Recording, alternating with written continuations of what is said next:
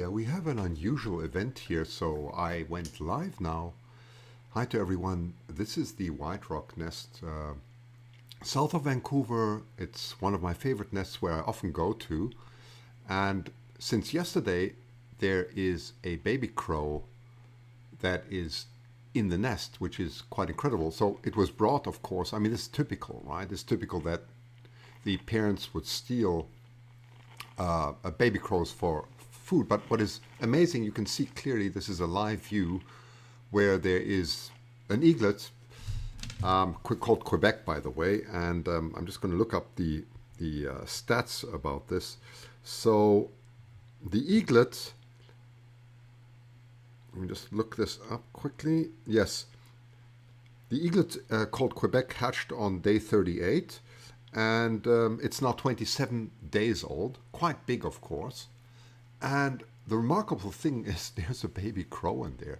Usually, I mean, we've seen this before with, you remember the hawklet story that I documented intensely, right? I'm just going to increase my volume up here a bit. Hang on, I hope you can hear me okay. 1 second. I'm just going to see if I can... 1 2 1 2 1 2. No, it's not 1. Okay, I think the volume should be okay. I'll just speak a bit louder. I'm just going to try and see your comments here too. So give me a second because this was so spontaneous. I'm just getting. Volume up here a bit. Okay, hang on. I think I got an echo. I got an echo. Wait, let me just switch it off. 1 second.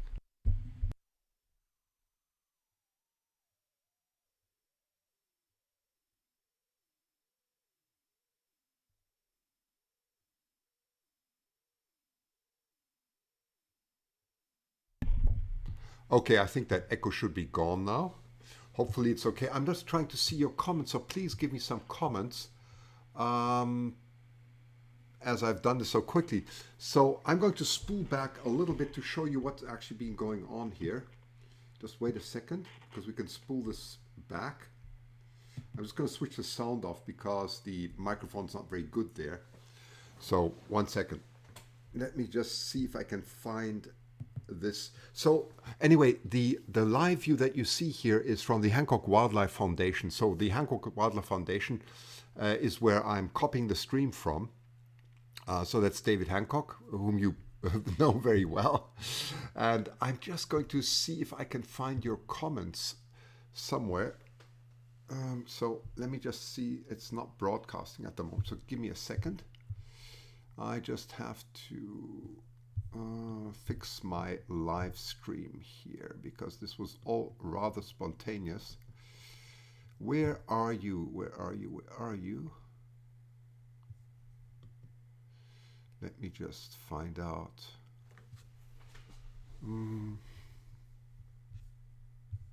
Something not quite working at the moment. Where is it? Just give me a second. It's not showing the live view at the moment. I'll be in there for once immediately. Where are you? That's not it.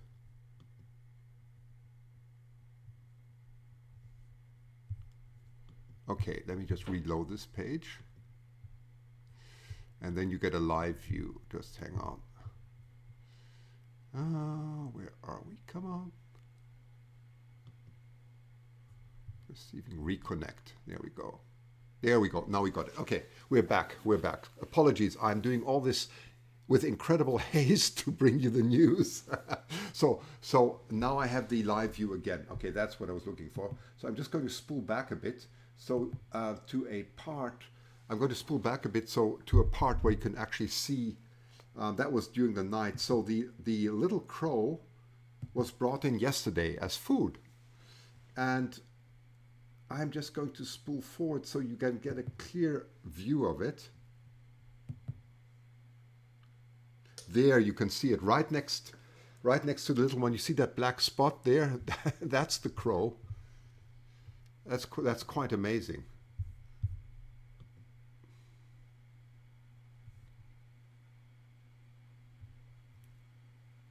Okay, and now I'm going to try and find your comments also because there are just too many things going on here. How do I do this? Let me see. Oh gosh, and I think I'm also live on YouTube if all that worked. I'm just going to try and get my YouTube channel there too. So give me a second. This is all very spontaneous. Okay, YouTube is live too. Let me show you how to create an... No, no, no, no, no. We don't want any sound there. We don't want any sound here. Okay. Hi everyone. Now I can see the comments finally on YouTube. I can see them. Okay. Sorry about that. It is back live again. It's not frozen, okay? It's not frozen. So, first of all, let me start with YouTube. Hi everyone, and sorry for this a little bit confusing update. I see Susan North, MSO, Pilot Man, Sherry, Linda. I've got you all there, DJ, and so on. So why I'm bringing this event is you just saw a poop there. So and then I'll turn to my Facebook friends. But why is this so remarkable? Because well, we know from previous occasions when it is a raptor brought into a raptor nest like a red-tailed hawk. The imitation and the looks seem very similar, but there's no way you can mistake a crow, for an eaglet, right? So the interesting enough, Mama nor the little one is not touching the crow so far. It's just crying for food. So this is why the whole event is so incredible, right? It's absolutely unique. So let me quickly turn to. Cindy, everything's working well. Hi, Marianne. Do crows and eaglets eat the same thing? No, they don't really. Crows eat about everything, right? They're very much into survival. But what's so remarkable about this event is that it's a start. I'm just going to put my picture in so you can see that I actually also exist. Let me just put me a little bit here on the side. There we go. Okay. Anyway, here I am. Good morning, everyone. And I don't even look nice yet, so that looks a lot better.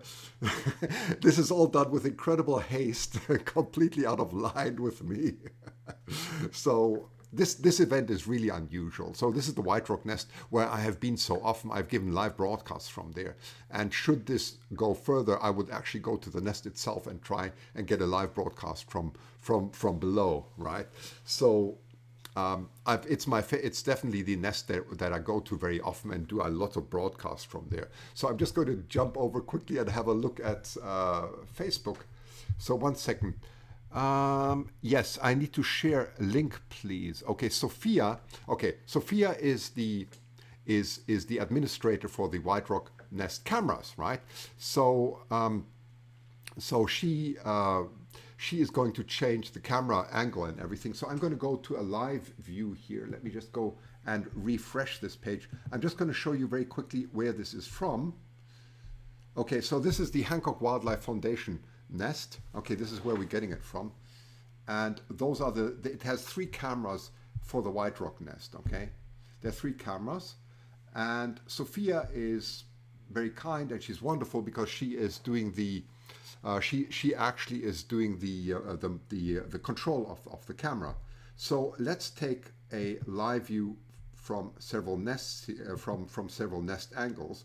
So here, this is marvelous. So that's the live view, as you see, how massive the 28-year-old Quebec is at the moment. There were originally 2 eggs there. One wasn't fertile. The second one was born on day 38, and it's doing very well. So it's 28 days now that chick. Doing incredibly well. So the name is Quebec, and there you can see the little crow in the crow in the background. Of course, you think, well, what's going to happen now, right?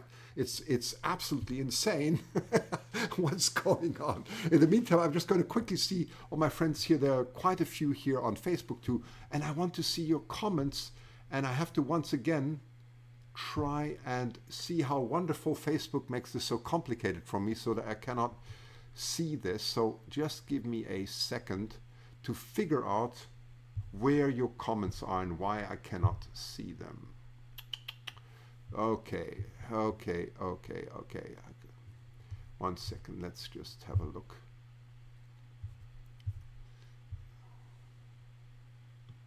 If I click Where on? are your comments? Oh no, and now it goes on, the sound again. We don't want the... Okay, I've got your comments. I got them now. Okay, I got... Everything's fine.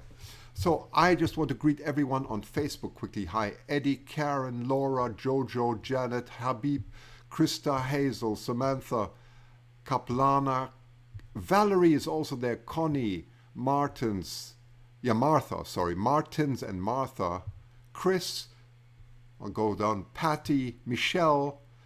Does anyone know how the crow got there? Yes, it got carried by either the mother or the father yesterday, actually a day ago, and that happens very often. You know, crows have their offspring several times, and it coincides very much with the eagles. So that's why the crows are so aggressive towards the eagles, because of course they're trying to protect their young, and well, the parents don't care. The crows are vulnerable, and it got carried there. This is completely clear, the story. It didn't suddenly come out of nowhere, so there's no speculation here. It was brought into the nest. There's clear evidence here on the camera. I haven't seen the review, but that's how it got there, right? So I don't actually even know whether it's being fed. I'm going to look and see what Sophia knows, because Sophia has a lot of knowledge. She's bringing me a lot of pictures of the little crow begging for food. So that's where we are now. I'm going to greet some more people. There are quite a few here. Sanyot Sophia is also... Sophia's there. Sophia is on Facebook. Great. So I would like to see... Sophia, you are on Facebook. That is wonderful. I'm going to try and see if I can give you admin status, but I don't know how to do that very quickly. But Sophia, could you please put in comments on Facebook, and I will let everyone know, because obviously you know this a lot better than I do. So feel free to put some comments in and correct me if I say anything wrong. But the story, as far as I understand, is it was brought in yesterday, right? It was brought in yesterday. I just learned this a few minutes ago, by the way. So I didn't know much about this. I was so busy on my doing my work, so I quickly jumped off. And as Sophia says, I'm zooming the cams, Christian. Okay, she's zooming the cams. So obviously she is, right? So she's very busy. So let me jump quickly back to YouTube. And will the parent kill it? You know, that's what Cherie is asking. You know, Cherie, you're absolutely right. This is what is expected. Usually that's what happens, right? We have not seen this before. I've never seen this before. And in fact, in any nest so far, that's exactly what happens, right? That's what we would expect. Absolutely. The parent would kill it. And we've seen this live on camera. It's an ugly thing. The question is now what's going to happen, and also why is the crow still alive, right? Is it mimicking the sound somehow very well from the parent so it doesn't kill it? Or is it just going to starve to death? I don't want to say that, but I honestly don't know. We've not seen this before. We just talked to David Hancock about half an hour ago, and he was completely amazed. Obviously, he hasn't seen this either before. So this is quite why this event is so unique, okay? Hi, Sarah. Darlene is also there. That's very nice. Put in your comments anything that you know that you would like me to pass on. Let me just put it in the comments. Christina says the urge to feed the young overrides the eagles to kill it. You know, this is an interesting thing because this is all about pattern recognition, right? How do they recognize that this is, you know, where does the switch come from that this is food for the eaglets, and now it is a small one that is helpless. And there you go. You can see it move now, right? You see it move and crying out. This is really the live view. It's absolutely amazing. Look at it. Look at it. I'm going to try and see if we get a bit of sound. You might not hear it so well. I'm going to try and increase the volume here.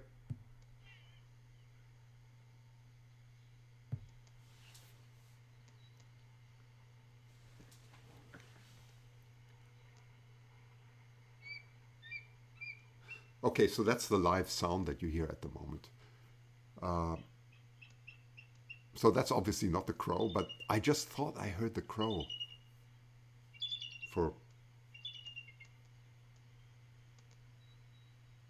So again, the eaglet is only 27 days old, right? I'm just seeing if Sophia's putting, I know Sophia's operating the camera, so she's quite busy here. And thanks, Sophia, by the way, from the White Rock Nest to give us the updates. That's really wonderful when such things happen, that we can actually broadcast this live. You hear a bit of wind. We've got a bit of wind here around. It's actually a sunny day. So this is not far from my house. It's about 20 miles from my house. So it's very easy for me to go there and also give a live broadcast. But this is obviously an angle that I cannot get from the ground. So it's much better. Rahmat, I hope I got your name. What is the baby crow doing there? Is it a prey? Yes, it is a prey. That is usually what happens at this time. I've seen this so many times. You've seen this so many times on camera, right? That the parents capture that as food, and they usually kill it instantly. That's usually what happens. So Sophia is moving the. I need to get out a bit of the way because you can see the little one there, and I'm in the way now. So let me just get myself out of the way here. 1 second. Get me to the other side. There you go. Now you can see this better. So I just moved myself, so you can see the little one better. But that's exactly what happens, right? Because they're a perfect target. And I mean, these are. Oh gosh, got a bit of wind coming in here from the microphone. So I'll put the mic down a little bit, and I'll increase the volume again when we see the little one, the crow move. But why it's not dead is absolutely remarkable. Kathy's asking, oh, the eagle carried the baby crow there. Yes, sorry, let me just recap for those who haven't got the story. So yesterday, an event happens that very often happens. This is in the White Rock Nest. It's south of Vancouver. It's at Boundary Bay. It's a beautiful place. I've often broadcast from there. I've even published a book together, with David Hancock and with Tina Docherty once about a pair of eaglets that was raised in this beautiful White Rock Nest. So it's been there for quite some time. There are cameras there. It's in a beautiful property at Boundary Bay. The nest this is the first time, I think, since about 3 years where we have eaglets again in this nest. So it's quite a big thing. And what's remarkable, I mean, there are crows all the time there, right? The crows bombard, the parents bombard the little, they harass the parents all the time because they're trying to distract the parents from, hang on, there's just a little bit up on the, just going to put the volume down.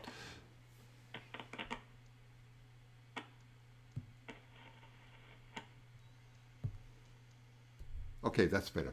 So the parents are obviously, the crows are impaired. They're very intelligent, trying to distract the eagles from going to the nest, but they do, and they coincide with the eaglets being raised at the moment. So all that coincides, right?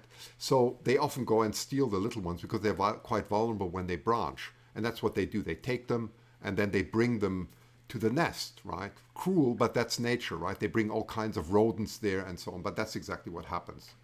We know that. So nothing unusual here. What's unusual now is that for since yesterday, this little one is still alive. And why is that the case? I don't know.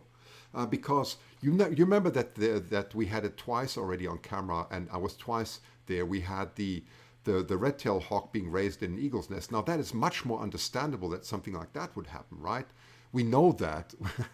That's quite, there's a raptor there, the behavior of a raptor, the talons, everything's similar. But you tell me the similarity between a crow and an eagle. There, it's moving now, isn't it? It's quite phenomenal.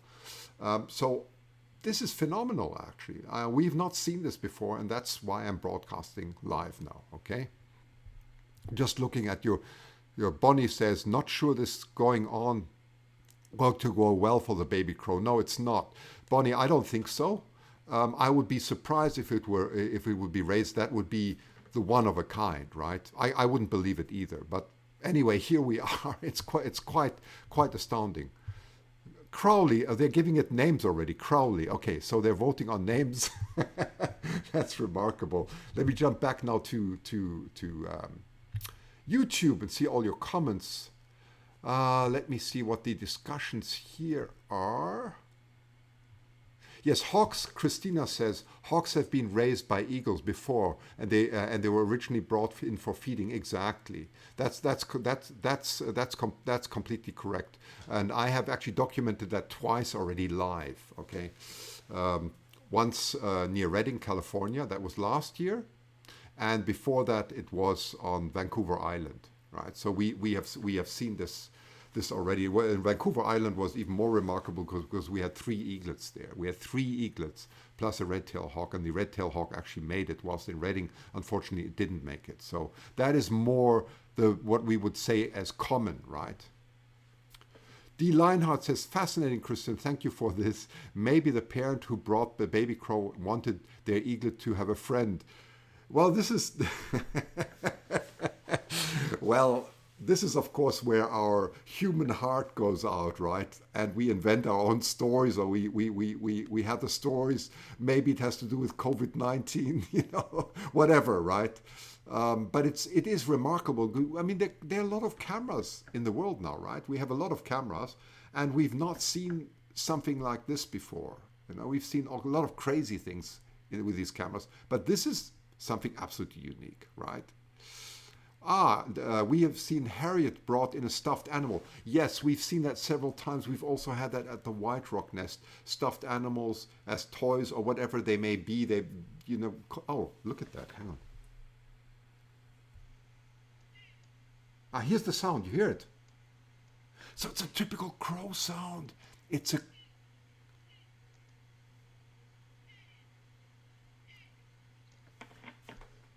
You can just hear it. Did you hear that? That's a typical crow sound. Nothing to do with an eagle. Nothing at all. Nothing at all resembles anything to do with an eagle. Isn't that phenomenal? Absolutely nothing.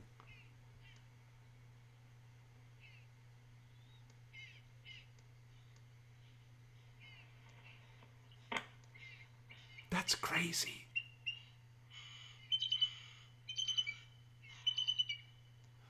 You can hear the crows. I wonder if the parents are trying to... You see, those are obviously the bigger crows near the nest. Let's see if we can get another view on this. 1 second.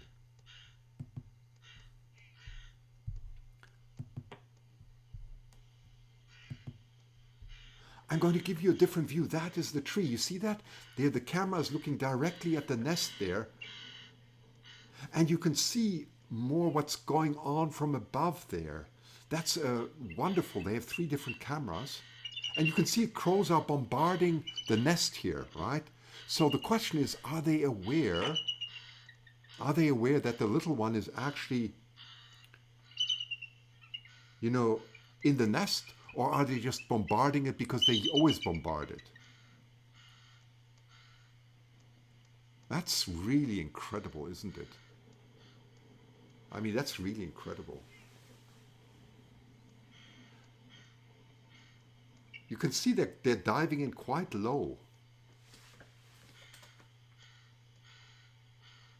They're coming again. And sitting very close to the nest now. You see that? I'm going to try and point my... Right here. There. I'm pointing... I don't think I know you... That doesn't work. Unfortunately, I don't think you'll be able to see it because my pointer you can't see. But it's on the left lower, there's a crow sitting, right? There's a crow sitting. Unfortunately, you can't see my arrow pointing. But that's really phenomenal. Let's see if we can get another camera view, because we've got different ones here. So that is the top view. There you can clearly see that's the top view. And you can see Quebec. That's a 28-day-old eaglet there. I'm going to just move myself out of the way again. 1 second.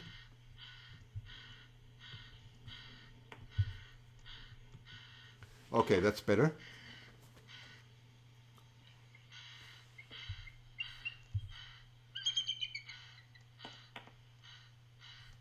Well, this is rather remarkable. I must say this is about the next crazy thing. Hi Zara, good morning to you, or good afternoon, I should say. Dana, Connie, Ellen, Nancy, Mark is also there. Very nice, my good friend Mark Horner. Very nice. And Sophia giving comments, that is great because Sophia obviously knows a lot more about the nest here than I do. Did you see that shadow come up? That was a, there you go, you can see the crows flying in. They're flying very low over the nest, right? Those could be the parents. You see that? Isn't that incredible?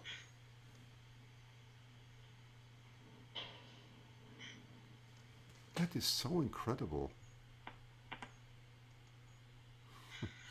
Yeah. Teresa says siblings have previously eaten their nestmates for food. Yes, that's very common. That happens. Absolutely, that happens very often. Is the red on the crow's forehead an injury? I don't know. I haven't looked at it. Ask Sophia. She probably knows more about this. Zara says, afternoon and hello. I'm in such awe, forgot to say hello. Well, we're all surprised, you know. Honestly, I am also speechless. I've not seen this before. So I will just look. I mean, Sophia's doing quite a lot because she's operating the cameras here. So so I'm just watching her comments also here on Facebook. So she's got only two hands, right? Because she's trying to control the camera. So let's go to the other camera because there are three.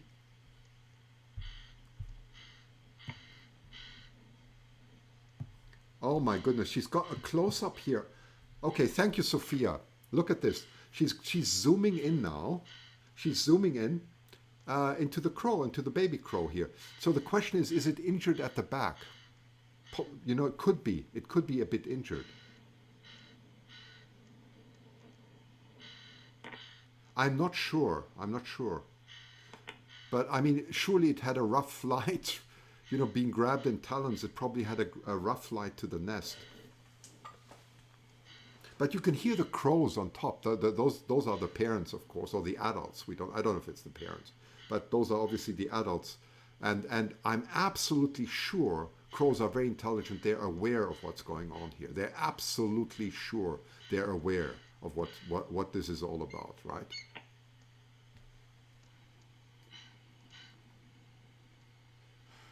Well, you know, Barbara, I don't know. Barbara's saying maybe they were injured when they brought in. I don't know. The crow looks fairly well apart from that. I mean, they're quite robust, right? Oh, it froze again. Sorry, the screen froze. Thanks. Sorry. Let me just update it. Okay, thanks for telling me. I can just see the screen froze. I will fix that. Just give me a sec. I will fix that for you. Wait a second. Okay, there we go.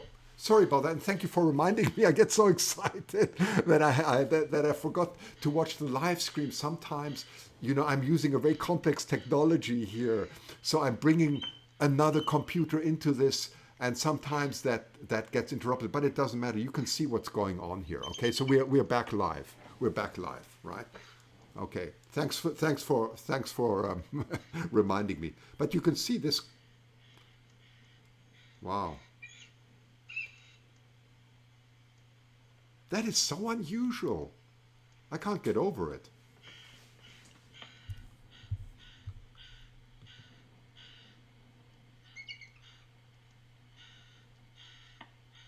Wow.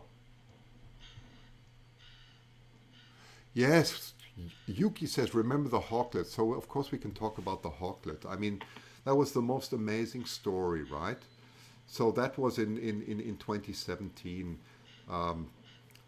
That was the so-called Sydney nest, not like Sydney, Australia, but the Sydney nest on Vancouver Island, which is also close to where I am. So I traveled there with David Hancock very often by ferry, and I used to do live broadcasts from there in 2017. The equipment at that time was a lot more primitive, but it was an amazing event. You know, that was Stephen Hawkins, or you know, the Hawklet had several names, but it was probably the most amazing event, right? And that hawklet actually made it. We don't know where it went because it was never tagged or so. But this little hawklet did very well. I've done a documentary on online. By the way, if you've not seen it, it's got over 600,000 views already. That documentary was absolutely fascinating, and many people contributed to that documentary. It was really remarkable. So you can find that on my YouTube channel, SassePhoto. And then last year, we went to Redding, California, and there was another red-tailed hawk, and unfortunately that red-tailed hawk didn't make it, right? It didn't make it. It probably fell out of the nest, we're not quite sure. And now, 2020, we have a very unusual event here, and I'm a little bit lost for words, honestly. I'm lost for words because I don't even know how a crow in any way resembles a raptor, right? Okay, sorry, I just have to answer something quickly. One second. Give me a sec, and then I'll be right back. But it's a remarkable live stream, as you can see.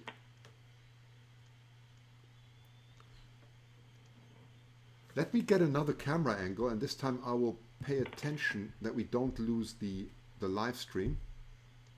Let's take the upper view because there it's still streaming. It's okay. So again, that's quite a big tree, as you can see. I mean, I know that nest extremely well because I'm there so often. It's in a beautiful neighborhood in White Rock. So it's close to Boundary Bay, and the United States actually is on the other side of Boundary Bay. I've often given live broadcasts from there, and I've given live broadcasts on crows diving at the nest very often. But this sort of leaves me completely speechless.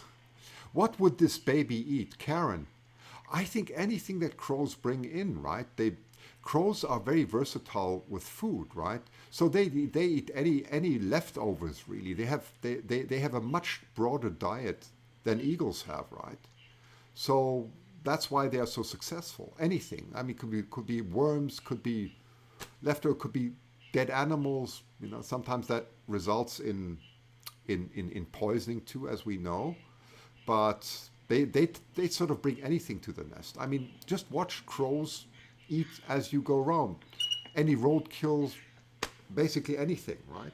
Oh, you can see the bombardment. See that bombardment? Of course, crows have an incredible versatile flight, much more than eagles do. And so they can maneuver very well in the air, right? And that's what they're doing here. It's crazy. How long has the baby been there? Since yesterday, Kathy. So, okay, once again, so this event started yesterday, and this live crow was brought into the nest. This we know, okay? There's no speculation about that. The only crazy thing is that this little crow is still alive, because usually when they're brought in as food, they should be dead by now. I don't know how old the crow's age is. I'm not a crow expert. Maybe there is one here. Yes, Zara says so much activity, it's completely crazy. And usually what's very interesting is that I've seen that the crows usually only bombard the parents. They don't actually bombard the young eaglets because they know they're not a threat. That only comes later once they start fledging. Then the eaglets will also start, the crows will also start diving at the eagles. Jill says, how are we supposed to get any work done? You're asking me? Watching for a Romy to fledge at Northeast. Is that right? So that's the fledge going on at Northeast Florida. And what a fascinating event. And now we're right here. Isn't that crazy? Sophia, she only pecks at it as a warning to parents dive bombing. Okay, right. Okay. So that is, Sophia, of course, is an expert here at the White Rock Nest, so I'm going to read out her comments whenever I see it and pass that on to everybody. She's giving her comments here live on Facebook. Let's go back to YouTube. Dolly says, no, Swamp 5050 says, crow's parents are going to SEAL Team 6 to get baby back. Well, that's exactly what they do. How should I say, the family or the crowd behavior of crows is absolutely phenomenal. They are very intelligent. They're absolutely intelligent, right? So Yeah.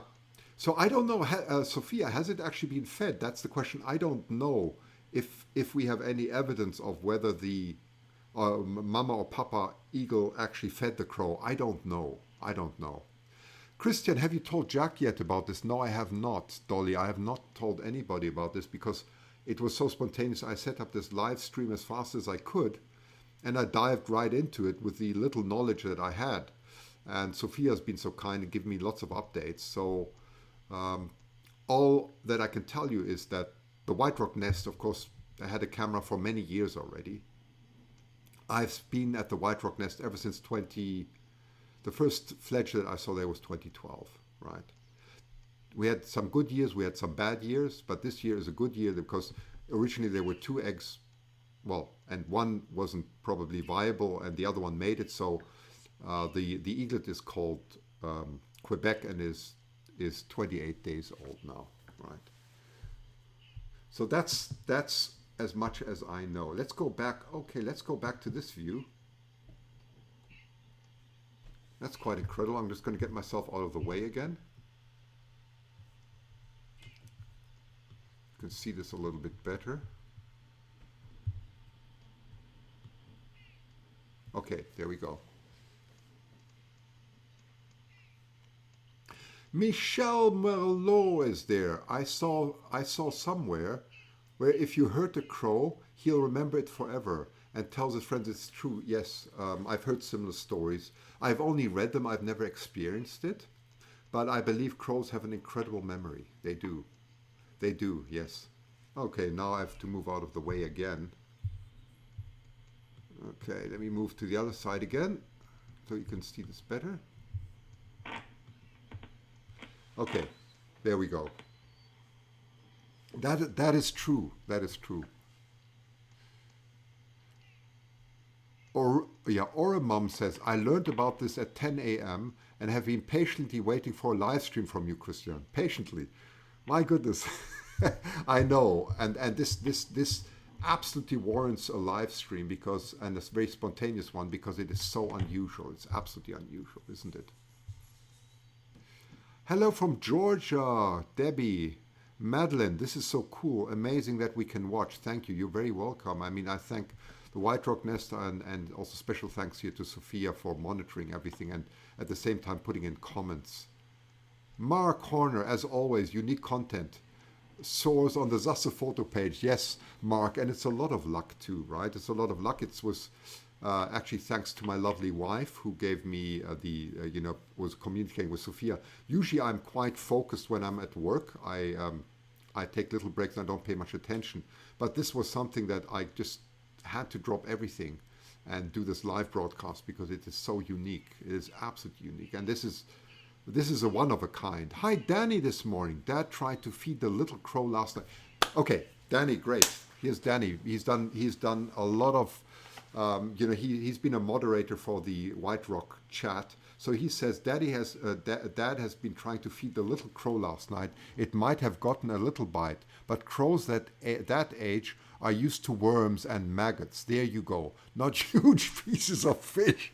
If you get thrown a piece of fish that is your size, that's a little bit overwhelming, isn't it? That's a great comment, Danny. Go on giving some great knowledge here. So yes, it would be worms and maggots and that's not going to happen here with the parents. They're going to bring in fish. What would they bring in? Flounders, typically from the bay, that are about double the size of that or triple the size of that little crow.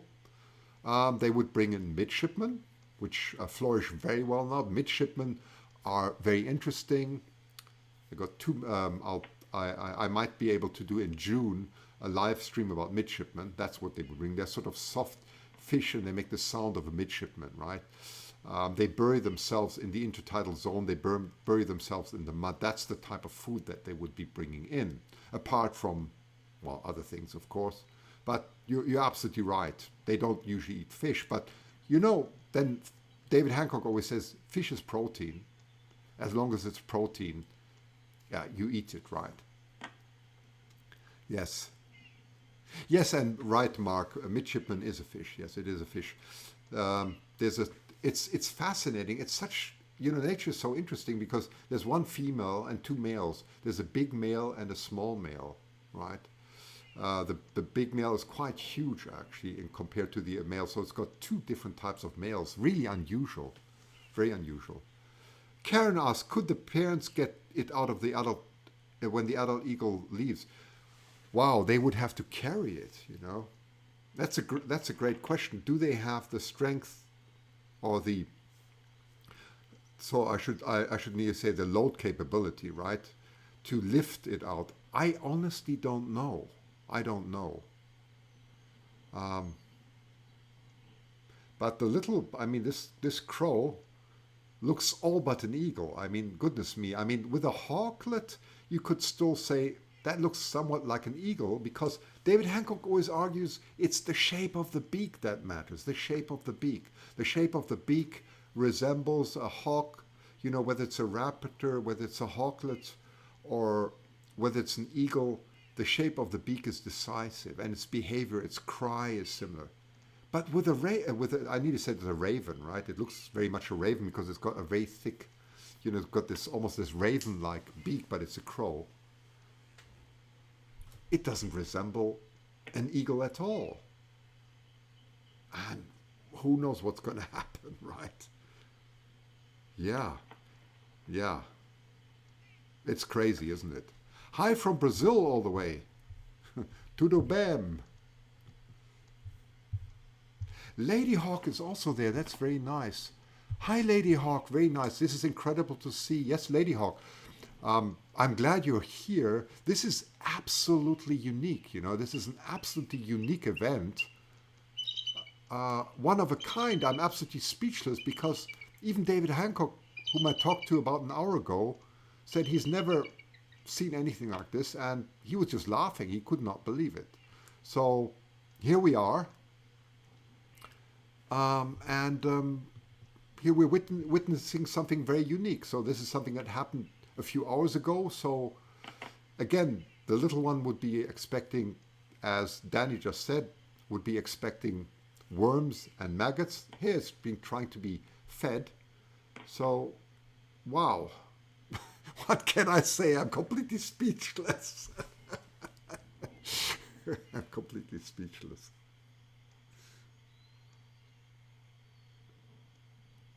Remarkable. Absolutely remarkable.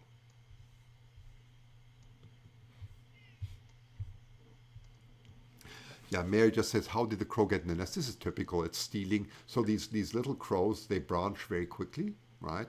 And they become very vulnerable. And the parents know exactly where the crow nests are. And they just grab them, right? They just grab them right off the branch and bring them back.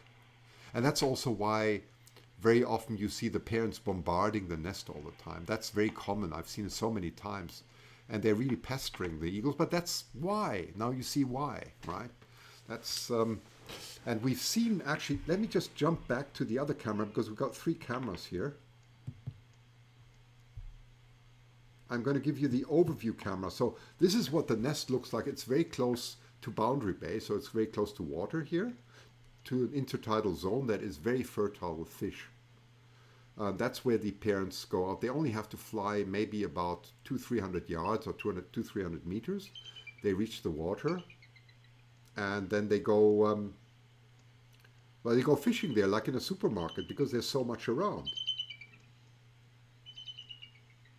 And so there's a camera here attached at eye level to the nest. We're looking straight at the nest. I've actually been up there at the nest with a crane. I broadcast once live from there. I think Sophia's just turning the camera at the moment. Ah, there, she's giving the view, actually, of Boundary Bay. So there you can see it's not very far out to Boundary Bay. I have actually given there's the beach. I've been giving broadcasts directly from the beach there, right? So there you go. Well, it's quite incredible. It's a beautiful view. And by the way, very soon down there, there'll be lots and lots of eagles. And I'll do some live broadcasts from there when there are many eagles. It's quite incredible. And you can see an eagle flying there. See the camera following it at the moment. So that's where they go and fish.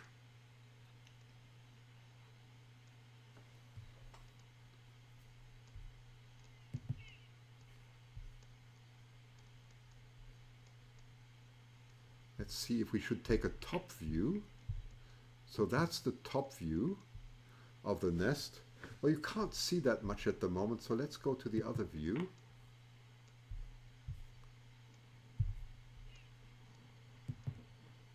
Okay, that's still the best close-up view that we have, right? Yes.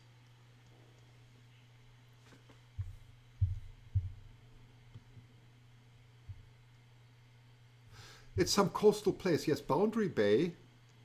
Yeah, Boundary Bay. Have a look on the map. I don't. Maybe I can get you a map of Boundary Bay, so I can show you where this is. But I don't actually want to interrupt the live stream. So let me just check if I can, in the meantime, find a map of Boundary Bay. Let me just do this 1 second.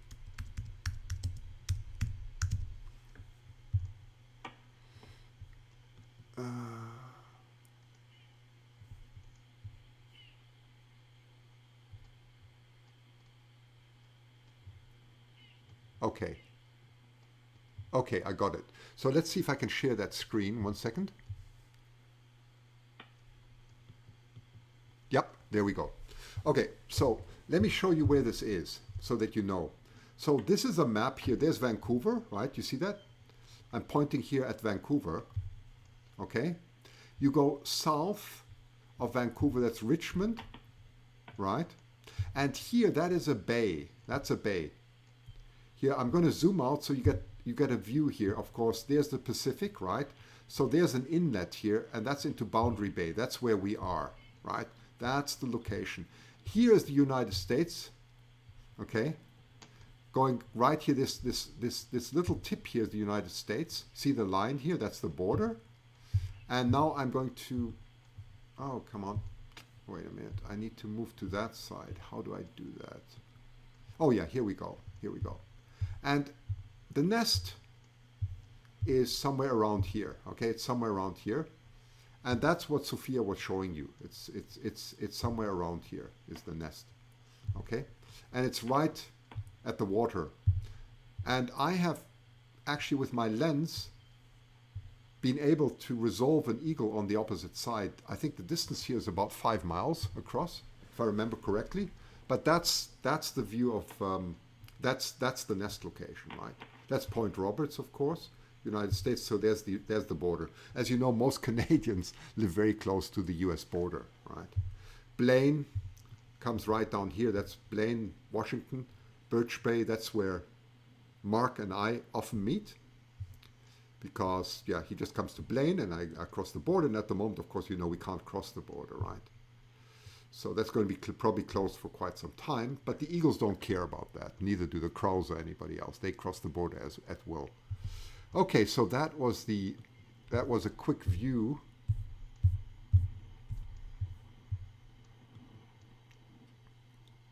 Yes, it's a huge bay and it's very fertile, by the way. It's also a nature reserve. It's quite incredible. It's absolutely beautiful. And I was looking down often from the house or the property where that nest is right down, and you can take incredible live. I've done, I don't know if you remember. I've taken live broadcasts in that garden. So it's absolutely. You're at Birch Bay. Pilot Man is at Birch Bay. There you go. So that's on the other side, right?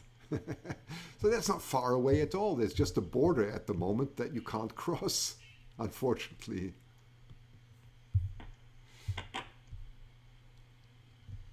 So I hope that helped. Hi, Angelina, my sister is there from South Africa. That's very nice.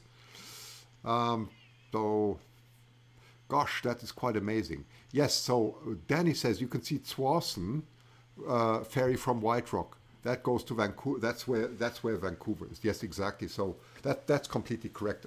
I can show a little bit more of the map later, but I hope that gave you a little bit of insight. By the way, Nancy put in a link to the Hancock Wildlife Foundation, the cameras. That's where we're streaming this from. That's the hancockwildlife.org. That is where I'm copying the stream from and restreaming it at the moment. Sharon, sorry, what am I saying here? Okay, yes. Okay, 1 second. Lady Hawk is asking me if I can send the link to the white rock nest. I can. 1 second. I will do that. 1 second. I will do that for you.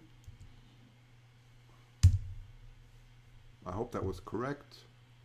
Oh no, that's wrong. That's wrong. That came the whole thing out. 1 second, Lady Hawk. 1 sec. I will try and give you a proper link. Just give me a second. I'll give you the. That's very slow there. Yeah. We try and give you the proper link. 1 second. HancockWildlife.org, and I'm going to go to the live cams, and then I'll give you the link, Lady Hawk. Just hang on with me. Okay, here we go. And I'll put the link in both. I'm going to put it everywhere, okay? I'm first going to put the link here into the chat. That's the link. I'm going to put it also, Sophia's already provided it, but I'll provide it again. Also on Facebook. So, and now I better give you a proper link. Thank you, Lady Hawk. There you go. That's the proper one. Sorry about that. I have so many windows open. I'm trying to see everything at the same time. So I think you have it now.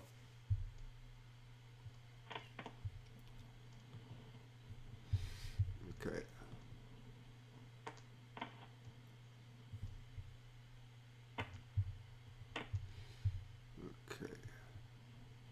Hopefully the volume. Sorry about that. I have so many windows open. Okay, now I just have to shut myself up here because always when I expand the window, yeah, there we go. Otherwise we have an echo here. Okay, I got it all back. Okay, so let's see what other cameras we have. Isn't this quite an event here? I mean, this is crazy.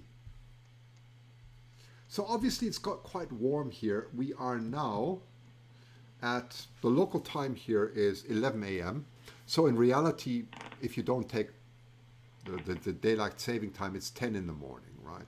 Hi, Kit. Very nice to see you. Got Kit Mark Horner also there. That's very nice. Tim Phillips. I recognize all of you. It's so wonderful to see you all here on Facebook. And I'll jump back to YouTube in a moment. Gosh, I recognize Tammy, Danny, of course, giving a lot of good comments here. Every time the adults come to the nest, the little crow opens its beak. It's hungry. Yeah, it's heartbreaking, isn't it?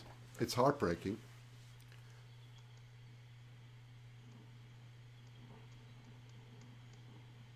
It really is. It really is. Can we zoom out a little? Yes. Well, I can't control that. I think Sophia is doing a great job there because there are 3 cameras, right? So as you can see, that's the White Rock close-up. That's more a side camera. Then we have the top view camera, right? That's the top view. And it's getting time to rest for them right now, right? Which cam is this? I gave the link, okay? I'm just going to put in the links again, just that you know. I'm giving once again the link here, okay, on Facebook. So there you go. That's the proper link. And I think, yes, you've got it already. You got the link also in YouTube. I'm just going to put it in once more on YouTube too so that you have it. Love from Scotland, Susie. Wow. You have beautiful white-tailed eagles in Scotland. You know that. That's quite incredible.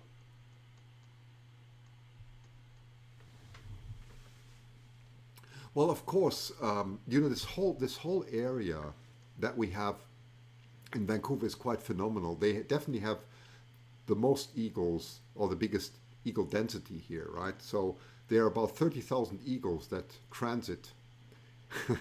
So that's the estimate, at least, I get from David Hancock. I have to smile because once I said 100,000, he said, well, Christian, you really are optimistic, aren't you? But he said it's about 30,000 eagles that that transit here in January, February. So I'll take David Hancock's word, rather believe him.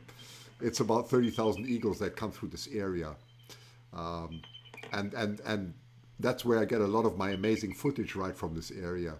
And now it peaks again in June. We have the peak of the midshipman, and that's where the whole beach is quite incredible. All the nests, that's not a coincidence. It's the very fertile intertidal zone that the eagles, prefer, and they get all their food from there. It's not just, well, crabs. I've seen them bring crabs to the nest. That's not that nice. You have to do a lot of work, right? But you see flounders, of course, but flounders are quite hard. So that's important. They bring flounders so that the eaglet learns how to properly chew. And then, of course, they bring the midshipman, which is the most delicious part. And then the eagles have incredible eyes. I've talked a lot about the eagle eyes, right? Why they're so phenomenal. They have these, they have two fovea. That means they can see. They have front vision and they have side vision. The side vision is for the far side, for looking very far. And that's a monocular vision. So they look with one single eye, something we really are bad at. And then as you approach an eagle, it looks straight at you, and that's the binocular vision, right? So they use both, and they can see contrasts that are way beyond us. And I explained that already why that is the case. So that's why they are so good at hunting. It's quite remarkable, isn't it? Where all the eagles go at the same time? Well, Susie, that's a great question. They follow the salmon run, right? So they start north in Alaska. We know they migrate along the Pacific Northwest coast, right up to Alaska. The winds are very favorable there, so they would glide there. And then as the salmon run goes from north more and more south, they would follow the salmon run until in November they come to Vancouver. And December, January, they stay there around Boundary Bay. It's a very fertile region, and they stay there. And then they fly off in different directions, and we don't quite know where. That's what David Hancock is trying to explore with his tracking device, right? He's putting trackers on eagles to understand their migration very well. But the migration of eagles is not very well understood. We have only very few samples there, but we do know that they migrate over incredible distances. Yeah. Trunk 51555. I hope that little crow survives and grows. Well, this is, you speak out of my heart. I would wish that. Not only that, but that would be the most incredible nest ever, to see a crow survive in an eagle nest and actually grow up. And I think it's unlikely, unfortunately, but hey, what do I know? We've never seen this before. Oh, you can see the shadow there of the adults. You see that? The adults attacking? That's the shadow at the moment. So you can see that coming down. How did the baby crow get there, seeking truth? Again, if you just jumped in. So this was brought in yesterday as food, of course, as they often do. The crows get their offsprings, they branch more or less at the same time, and the parents try and bombard the eagles to keep them away, but they're not successful, of course. They don't care, they just bring them in. And it was brought in as food, and usually it would be dead by now. We've seen this many times. But that it's actually surviving is a complete mystery, because there's nothing at all that, in a way, that a crow in any way resembles an eagle, right? So I think at the moment what's so phenomenal is that this crow is so close to mama, right? The biggest menace of all, and we can't see it very clearly at the moment. It's a little bit out of focus, I think. But wow, look at those massive talons from the 28-day-old eaglet there. It's lying on the side now, right? Yeah, the red-tailed hawk, Susie, makes complete sense, but this doesn't make sense at all. It's really crazy, isn't it? Let me look here at Facebook quickly, see if Sophia's bringing in any comments here. I can pick pieces up, it can pick pieces up, but not tear. That's right. Okay. I don't see the crow. Where is it? It's definitely there. Maggie, hi. Maggie is there. Maggie Smith, I just see your comment. I see you online now. Okay, that's right. So Maggie's also there. Very nice that you're here, Maggie. So Maggie's from Florida, of course, from the rehab center there. Um, and well, we've been there. Of course, we've been to the Southwest Nest and the Northeast. I just heard the Northeast. They're getting ready. There's one getting ready for branching now. Wait, Sophia is zooming in there a bit. There you can see it. There you can see it very clearly now. You can see, so the question was, where's the crow? So Sophia's doing a great job here, zooming in on the head here. And it's right next to the eaglet. Look at that. You can see this massive eaglet there.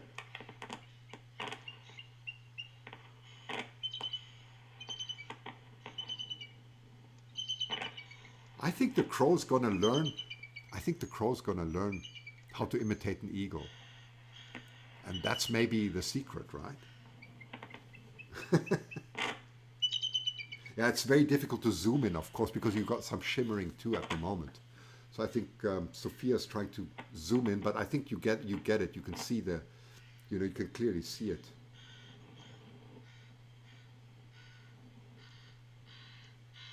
Oh, you can hear the adults, crows. Oh, look at this.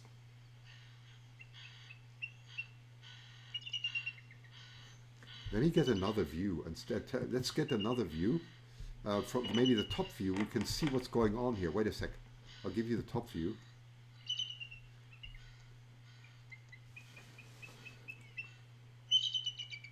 That's a little bit difficult to see there. I think it's through the heat, of course. Yeah, there we go. Now it's in focus. Now you can see it, the top view. Okay.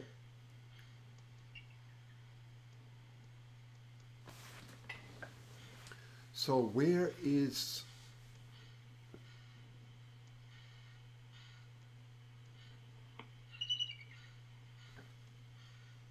Wait a minute, where is the eaglet? Wait a second, I better get... Yeah, I'll put myself out of the way. But I'm not quite sure. No, so where's the crow? Where's the little crow? I don't know at the moment. Let's get the other view. Hang on. Too many views here, which is a great choice.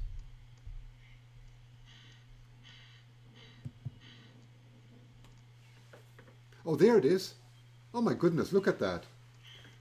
It's almost like the eaglet is sitting on the crow. It's incredible. Look at that. And the crow is completely patient. Do you see that? It's completely patient. This is unbelievable. Look at this. Look, look.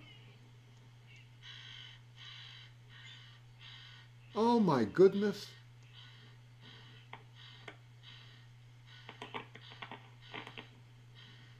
Wow.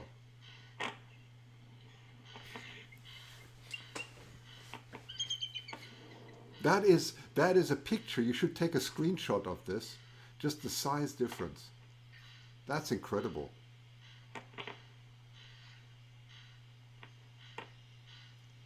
Wow.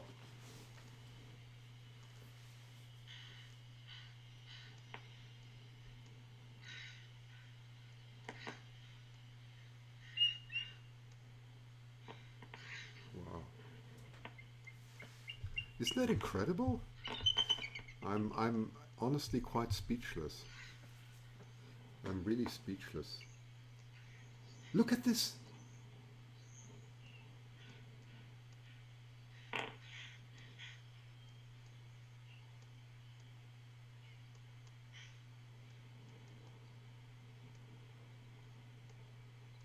Wow.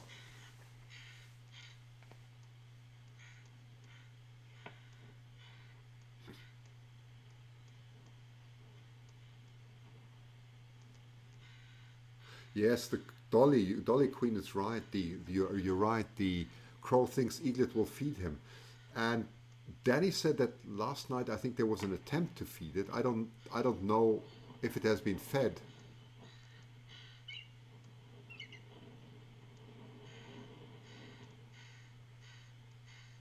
Wow. Yes, the question, Trank, is this a crow baby or a raven baby? I thought the same at first when I saw the beak, right? Doesn't that resemble a raven? But it is definitely crow. We do have ravens there, but much fewer. This is definitely a crow that was brought in here, right?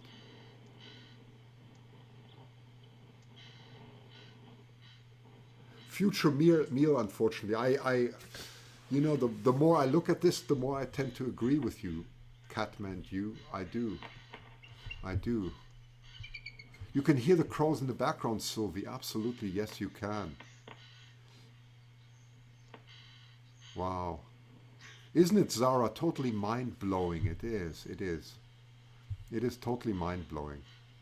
And Danny says, yes, Dad tried to feed it and may have gotten a small bite, so that's all we can hope. Wow. I wonder if anybody can estimate the age of that little crow. I have no idea, so I don't know. But maybe there's somebody who can comment on this. Oh, this is crazy. Wait a minute, there's some feeding going on now. Maybe? Ah, this is just insane. This picture is crazy.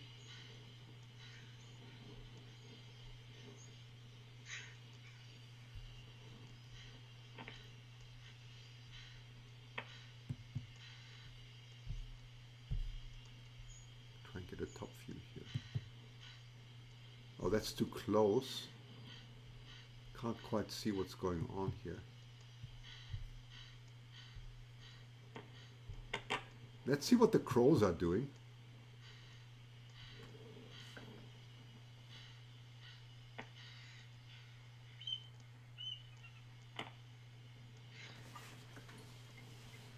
They should usually be bombarding the nest, and that's what you see all the time.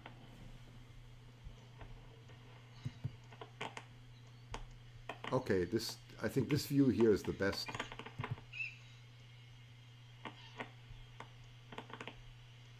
Sophia, you're doing a great job with the camera. You're doing an absolutely great job with the camera. Thank you. Really, marvelous job.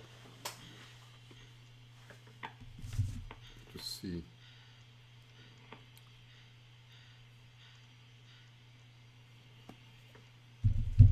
Wow.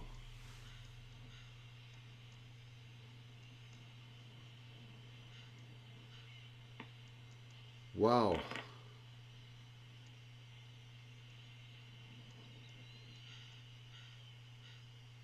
There you can see it again.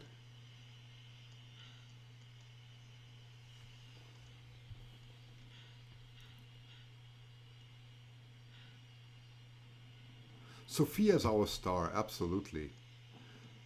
Absolutely. And Sophia says, Christian, I'm listening to you and zoom to accommodate. Well, Sophia, are you doing a great job? This is very difficult because this is not an autofocus, okay? I know these cameras. Why is it so difficult? Because you don't have any, you don't have any, how should I say, you don't have a handle, you know, or a clutch where you can move the camera with. It's quite difficult. You have to do that all incredibly careful, the zooming and the focus. It takes a lot of practice, right? It's quite difficult. So Sophia's doing a great job, absolutely. Wow. For those of you who don't know where Boundary Bay is, I'm going to just quickly show it to you again. For those of you coming where we're located, so I'm just going to switch back to the.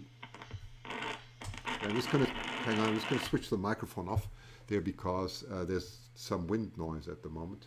If I see anything interesting, I'll switch right back. For those of you who are wondering where this is taking place, okay, so we are, as you can see, that's the 49th latitude between Canada and the United States. That's where most Canadians live, actually the majority. So we are obviously here on the west coast. We zoom in, and you can see that's Vancouver Island. The Sydney nest last year was very close here, very close to Victoria. That's where the Sydney nest was, right? So that's right there. That's at the ferry terminal.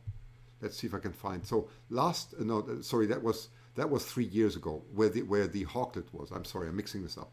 So the hawklet was 3 years ago, and that was very close here to the ferry terminal. Oh, sorry, it's there. There's the ferry terminal. What am I saying? See, there's the ferry terminal right here. You see that? And that's where the Eagle Hawk story took place, right? So that's on Vancouver Island. We're not on Vancouver Island this time. We are actually right here. I'm going to zoom in. We are in what we call Boundary Bay. It's a very fertile region right here. You see here again is the border between the United States and Canada. So we're just north of the 49th latitude. And that's the White Rock Pier there. And along this beach here is where along here is where the nest is, right? So you can see that is the intertidal zone. It's very fertile. I must see if I can get I don't know if I can get a different view on here.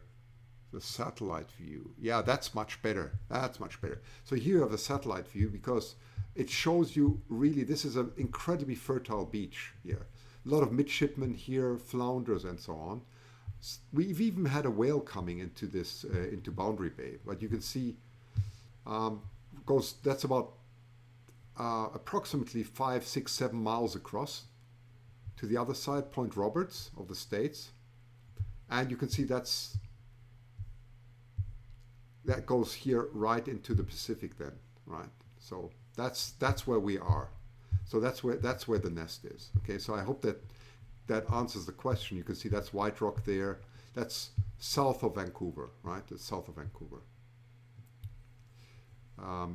The dot should actually be right here. Wait a minute.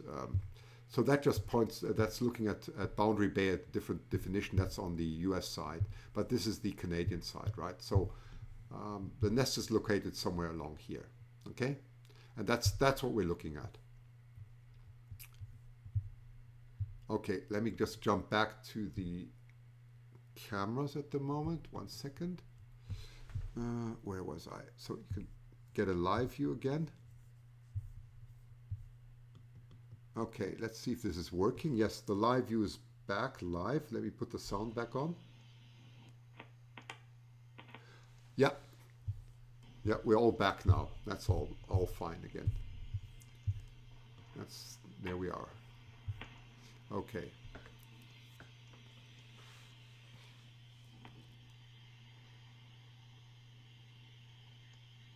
Oh yes, the little one is behind the eaglets. Okay, so the at the moment, let's see if we can get another view. So we're talking about the crow, of course. Oh, there. Let's just. There's Mama calling out. Sophia, that is Mama, right? I'm fairly certain it is. Come on.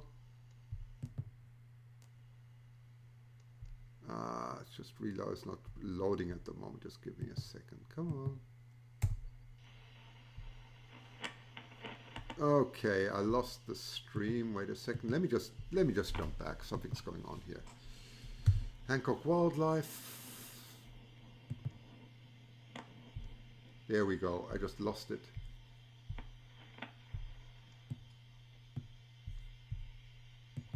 Where is it now? Come on.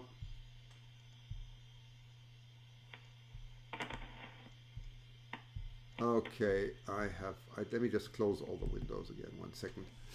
1 second. I need to get this back.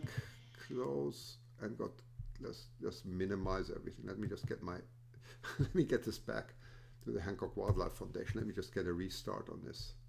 I just lost the stream. Okay, you see tracking eagles. That's exactly what David Hancock does. I was talking about that. So again, that's hancockwildlife.org, and here are the different. They got the delta nest, and we're looking here at the White Rock nest. So I'm just going to go live again on it and get the stream right back. Okay, here we are. There we go. So we are back on the live view.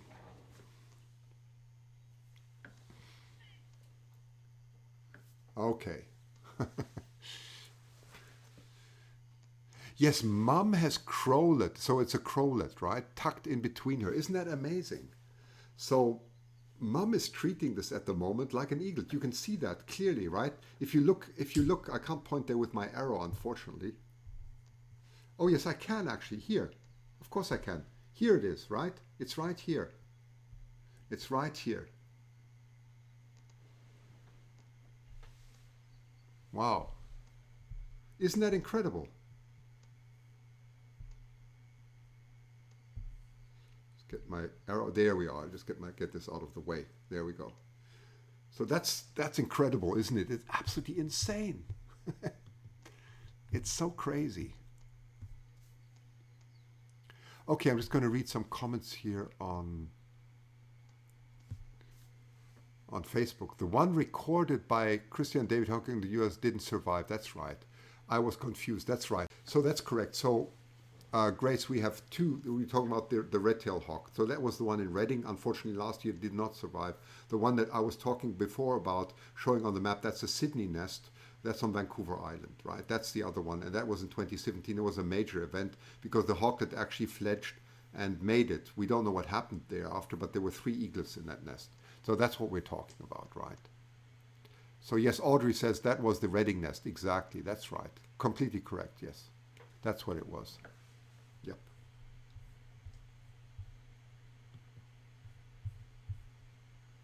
This seems so surreal. That's what DJ says. DJ28. I completely agree. Captain Stay C is that. Wonder if Mum lost an eaglet earlier this year. Yes, Mum did. What we know is, and I have to look up the dates. I don't have the dates in my head, but I think if I remember it correctly, is this one fledged on the 18th of April, right? Sophia, I think it was the 18th of April. And the second egg wasn't viable, okay? And that disintegrated then. So this eaglet here is, what was it, 26 days old? I'll get all my facts here correct. I just have to look at Sophia's notes here. 1 second.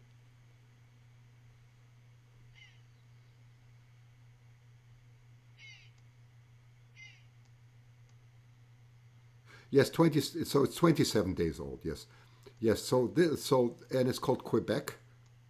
The other one was not viable. It finally broke last week. So we have a 27-day-old eaglet here called Quebec, and that's what you're looking at, right? And and Mama is protecting the crowlet, right? It's crowlet here, and that's absolutely phenomenal. Eva says, I don't know how much longer I can hold my breath. Well, it would be very nice to see some feeding, of course. That's what we're all dreaming about, right, at the moment.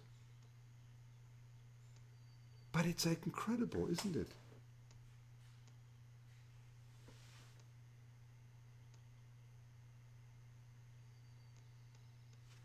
Wow.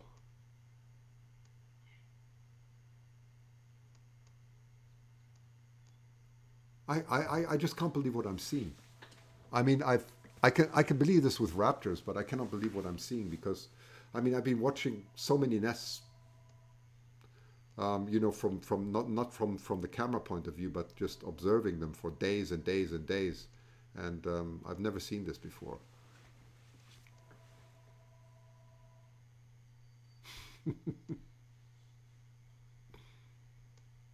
She's trying to feel it or feed it. Yes. Oh my goodness. And she's so tender with it, isn't it? So careful, so incredibly careful. She's treating it like a 1 or 2 day old eaglet.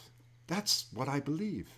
It's like when, you know, when the small eaglets don't have, when they're 1 or 2 days old and they don't yet have the sustainability yet of thermal insulation.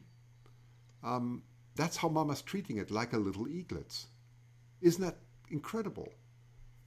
So maybe Mama believes actually it's an eaglet. It's its second one, right? It's the second one, the one that was never viable, the egg. I mean, that's a crazy speculation, of course. I'm not saying this is a fact. I'm just speculating here. But maybe that's what's happening, right? Maybe Mama just believes this is the egg that I was deprived of. This is the little one I was deprived of. It's finally made it. Wow. What do you think of that? Does David know about this? Yes, yes. Barrel Watcher David knows about it. I talked to him earlier today, and he was just he was completely stunned, right? Completely stunned. Look at that. Did you see that? It's unreal. It's unreal. Yes, her mother instinct, Cindy, has taken over. DJ28 says, I think you're right, Christian. I mean, it's a wild speculation. What do I know, right? I'm just saying maybe, maybe that's the deprived second egg. And say, well, it's finally made it. Here's our little one, right? Wow.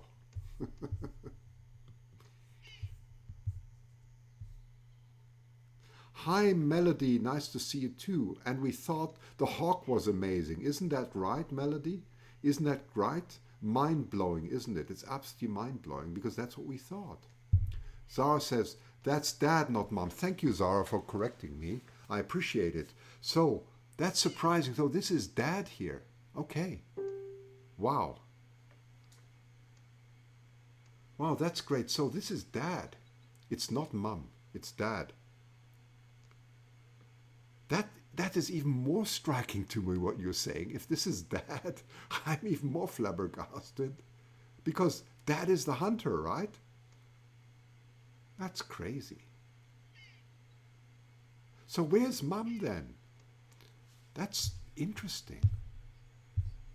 That's crazy. Again, how did the crow get in the nest? Celeste, for those of you who've just joined, how did the crow get in the nest? It's very common that crows more or less at the same time produce offsprings as eagles do. Well, spring, of course, right? That's what birds do. And, well, that's why crows bombard the eagles all the time, because they're trying to distract the parent eagles from taking their branching crows or the crowlets from the branch. And that's exactly what happens. They just take them, and they're very easy bait. They just grab them and take them to the nest. That's what happened yesterday. And to the surprise, usually what happens is that dad especially just would take his talon and just squeeze the little one to death, and that would be it. But what is happening here, and this is again speculation, they had 2 eggs, the second one wasn't viable, that it seems that the instinct is taking over, and this seems to be dad, if I understand correctly. And, well, they're saying, here's our second one, and here it is. And it's phenomenal, because it doesn't look like an eaglet at all. It just looks really dark, and maybe because it's so dark, it seems to resemble an eaglet, right? At least a 1 or 2 day old one. Look at it now. Look how it's going across to the bigger eaglet. It's just incredible. Phew, I am so stunned.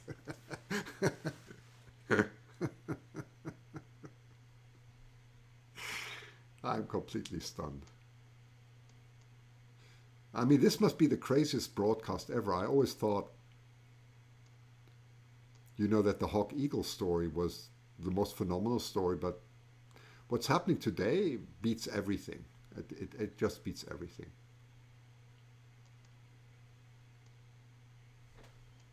Wow. Yeah, Melody is saying, how does this eagle going to feed? Yes, crows eat very differently. Danny was already remarking on that they say they typically eat maggots and worms, right? So, well, they'll have to eat fish, and fish is also protein. Whether that is successful, I don't know. I'm just more worried about the eaglet doing something to the little one than mama, because, I mean, that eaglet can, out of instinct, just kill that other one. So that's more my worry at the moment than it, killing the parents.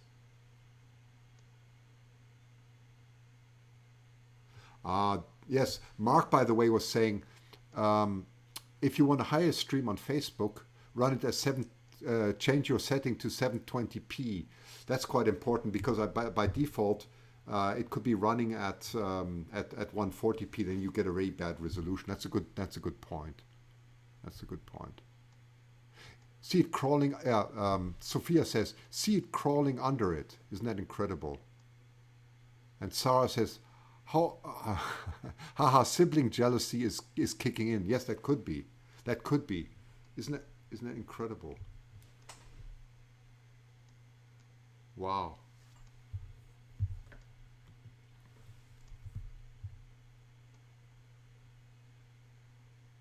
Wow. Yeah. Let's see if we can get another camera view. One second. I'm going to try and get another camera view. Let's try this one.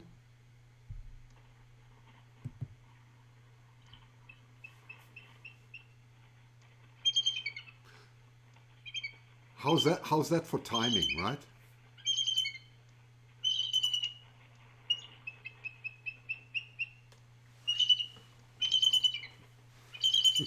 I got to get out of the way.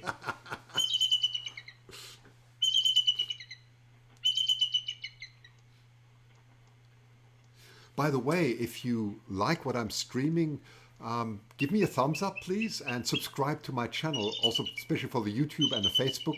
Just subscribe to the channel and then you'll get updates, right? So don't forget to press the subscribe button. I'm doing this all alone, by the way, completely alone. I don't have any help at the moment, so it's as perfect as it gets when you get a man doing simultaneous things, right?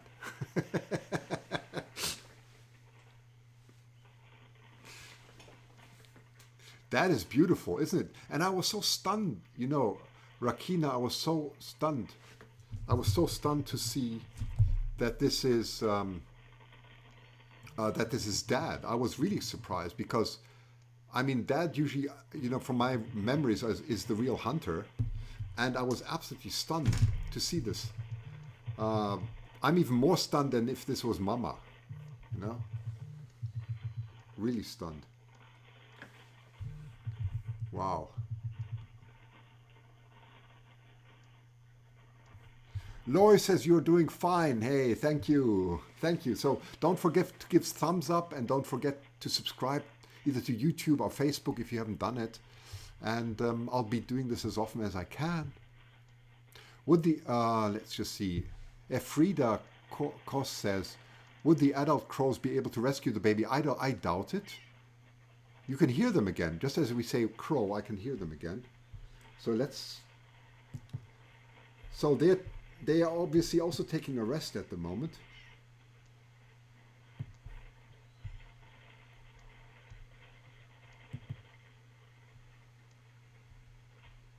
It's just, I'm just putting the volume down a little bit because at the moment there's not much, there's too much wind sound, so I'm just reducing the, you know, the noise a bit. As long as it doesn't get eaten. I'm really more worried about the eaglet harming the little one than Mama or Papa at the moment harming the little one. Okay, let me just switch the volume off here. Okay, there we go. Okay, one second. I just have to answer something because just give me a second. Okay. Where are we? I'll be right back.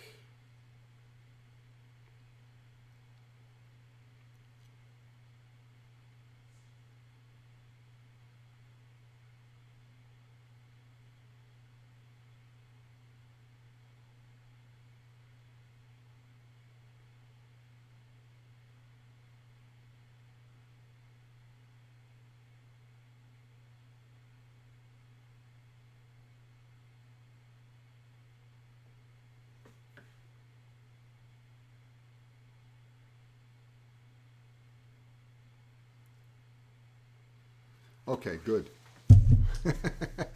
Multitasking. Where's the nest? Okay, hang on. Linda, Linda was asking where's the nest. Let me quickly show you where the nest is. Okay, so that's the question. I'm going to just jump back onto just to show those of you who have not seen. There you can see beautifully, by the way, I almost nearly call it a raven, but you can see the crow tucked in very nicely. It's incredible, isn't it?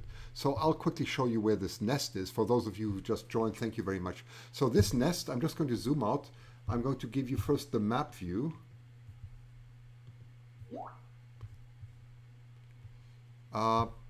Okay, wait a minute. Okay, sorry. I'm going to give you the map view. And so we are on the West Coast. Of course, here's the United States. So you're here on the West Coast. There's the 49th parallel. That's the border between Canada and the US. We're in Canada right now. And this here is called Boundary Bay. This part is Boundary Bay. It's a very fertile area. And just to show you the ferry, the famous Sydney nest was over there. That's where the eagle hawk, the hawklet was there. It's right there where I'm pointing right now. You can see that. That's a Sydney nest. So that was in 2017 where the hawklet was raised in the eagle nest. And this time there's Point Robert. That's in the US. But we're not on the west side. We're on the east side here. There's White Rock. That's the White Rock. That's the border Peace Arch. So I'm going to zoom in even further here. And it's along here, along the beach. That's where the nest is in Boundary Bay. So that's a very fertile area.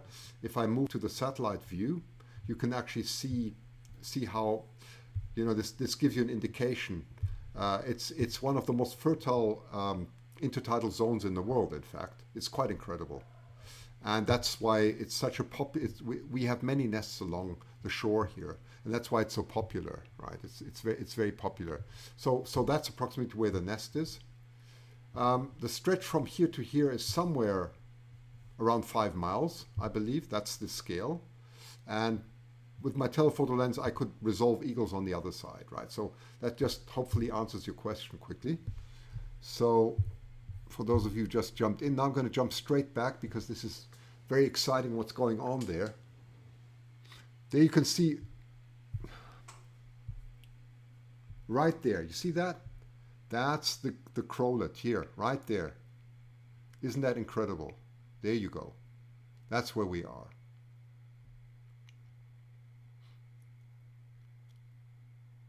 That's crazy, isn't it? Absolutely crazy. Let me put the sound back on.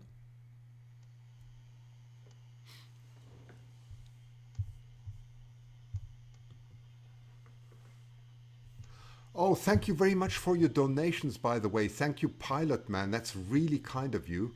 I'm just looking at that. That's very, very kind. I really appreciate the donation. That helps me keep the stream. So that's thank you very much. If you are so inclined, on Facebook you can give stars, right? There's stars, and I will give you a shout out later because I need to manage the stream now. And thank you very much, Pilot Man, for the very kind donation. I really appreciate that. That's really kind. Oh wow, look at this. Did you see that? I mean, if you look, this looked like lip syncing to me. It looked like the eagle was screaming out and the crow was opening the beak. It was so funny. That was really funny. Oh, another thank you very much also to JJ Ferris. JJ Ferris, thank you very much too. I'm only seeing this now. Very kind. Thank you so much for your donation. I really appreciate it. That's very kind of you. So that's JJ Ferris and Pilot Man. Thank you to both of you. I really appreciate it. That goes to keeping this SassePhoto live stream, which I completely finance myself. That'll keep it alive. Thank you so much. They're very kind, and thank you to both of you. I appreciate it. And I don't have any help, unfortunately. That's why, forgive me if I don't see this immediately. I don't have any admin helping me at the moment. I wish I had one. Beak syncing, that's what it is, Mark, isn't it? It's beak syncing. That's what it is. It's such an incredible event. It's crazy. It's so incredible.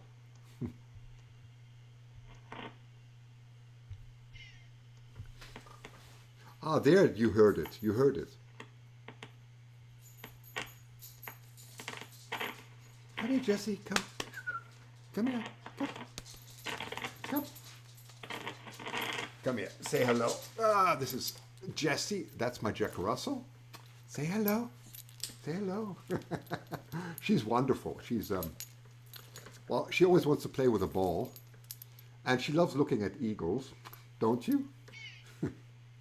Hey, she's hearing this now. She's hearing the sounds and wondering what I'm doing here. Yes, yes, yes. Okay, now she wants to stay here. She wants to stay here. Okay, you stay here. That's fine.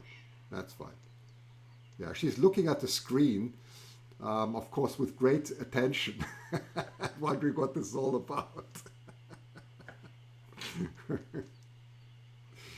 Yeah, I know, Kit. Isn't it an awesome shot? It's absolutely amazing. This is just so unique here. It's absolutely unique, isn't it? Yeah, Jesse, you're wondering what all this is, right?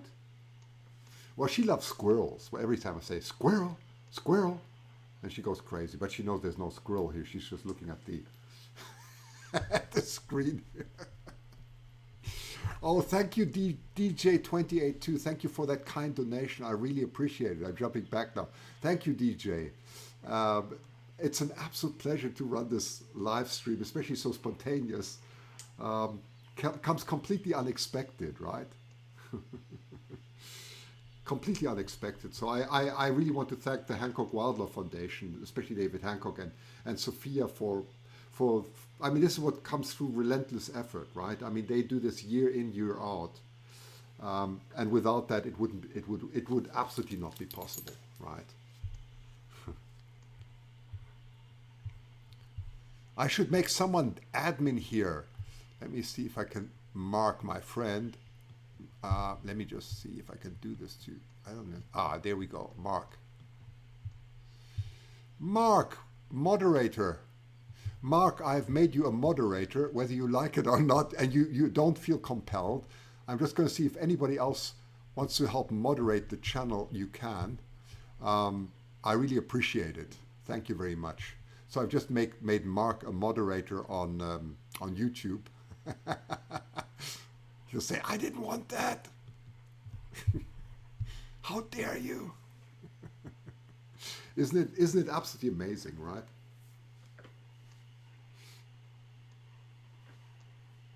Yeah, Jessie's looking everywhere. She's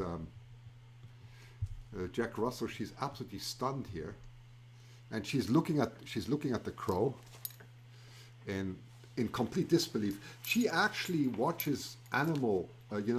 When we watch David Attenborough and so on, she's absolutely fascinated. She loves watching wildlife. Right? That's what you do. You like watching wildlife. Yeah, you do. Yeah, yeah, yeah. Yeah. Have anyone seen the feeding attempt so far? I think Danny remarked on that earlier, Kathy. Danny remarked on that earlier and said, yes, there was a feeding attempt, although it's not completely sure whether that was successful. That was last night, right?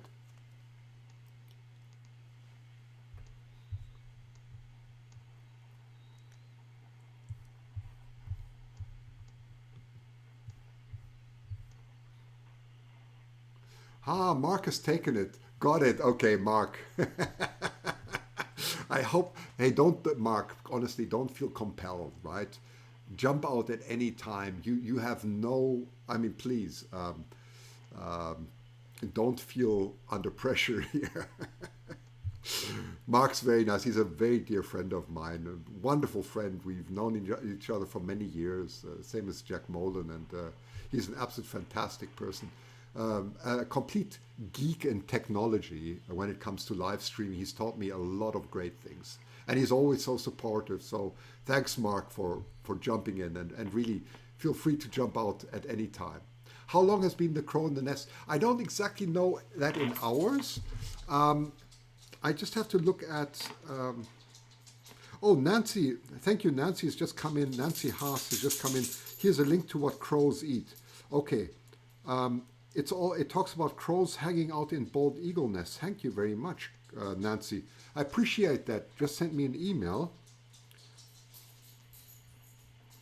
So I just have to see. That was good lip syncing again. Oh my goodness.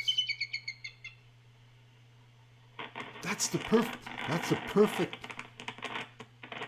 That's the perfect lip sync. I cannot believe this. Beak syncing. Yes, that's what Mark said. Beak syncing, isn't it? That's crazy. Thank you, Forrest, also for a donation. That is great. I have moderation experience in several YouTube channels. Hey, Forrest, that is so kind of you. You have just been added as a moderator. I completely appreciate that. I really appreciate it. Thank you very much, Forrest. I've added you also for future times. That is very kind of you. So you are now a moderator, and thank you so much also for the donation. I really appreciate it. I wish I could add some moderators on Facebook because that would help me a lot. But I don't know how to do that. And I don't know if anybody on Facebook would ever want to be a moderator. If you want to be a moderator on Facebook, and there's no obligation here, give me a shout out on Facebook, okay? And say, Christian, I'm fine with helping you with moderation. It helps me because unfortunately sometimes you have trolls, and the horrible thing about trolls get an absolute kick out of annoying everyone. That's their only so far I don't think we've had any, and I sometimes just don't see them, but the moderators can help keep that in check. Apart from moderators doing a great job of answering questions, which I simply I simply don't have my eyes on everything, so that's great. But if there's anybody who wants to be a moderator, I will try my best and add you as a moderator, even if I don't manage it this time. But for future streams, that would be great. So just give me a shout out. That's fine. Thank you. Melody says, I think the baby thinks the eaglet is mama. I think you're completely correct. That's the instinct, right? Because it looks like it doesn't. Does it look scared? Absolutely not. It doesn't look scared at all. It doesn't look scared at all. Okay, Stingray 25. How did the crowlet get into the nest, please? Okay, I'll. So if the moderator, I'll take. If the moderators don't answer, so that happened yesterday. It was brought in. They branch. Okay, they branch at the same time, and whilst they were branching, they can easily be picked off. There are many crow nests right in the vicinity of the eagle's nest, and at the moment the crows are actually not bombarding, but I think they are incredibly aware, of course, that there's a. I love this sound.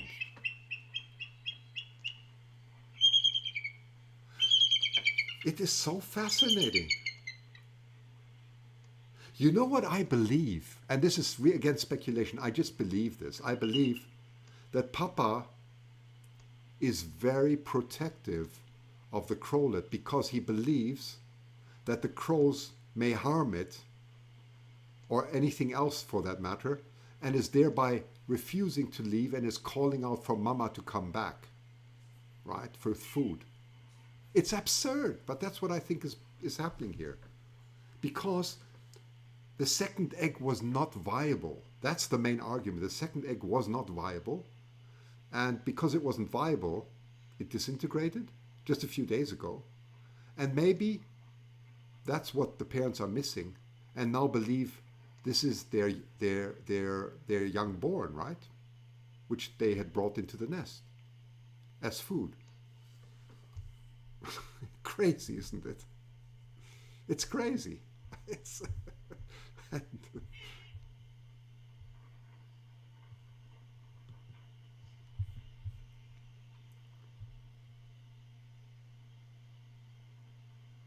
yeah, that was Dad giving the sound. You saw that, right? That's Dad. So I also mistake that. I thought it was Mum because it's so often Mum there. But indeed, this is. Sarah says this is the softest moment ever, isn't it? It's it's crazy. Wow. Yes, Quebec. That's the name of the eaglet. 27 days old is Quebec. Oh wow. I'm just going to try and see. I'm just reading quickly because I came completely unprepared into this. I'm just trying to see if anyone can Google if there's any type of evidence whether a crow was ever raised in an eaglet's nest. I'm not aware of that. I'm aware of the red-tailed hawks, or that, for that matter, other raptors. But I'm not aware of of this ever happening.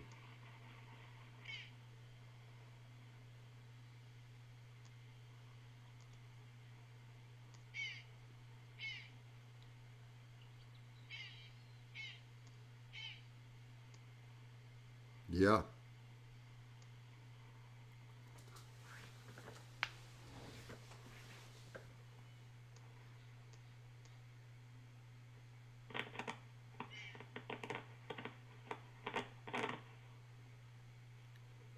So the clutch of crows. Thank you very much, Nancy. Oh, sorry. We just. Oh, look at this side. Isn't that incredible? Look at that. Can you hear it?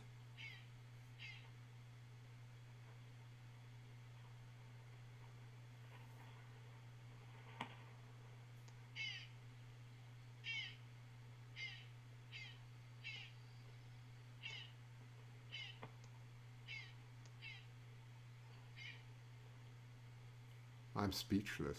I'm absolutely speechless. Wow. Wow.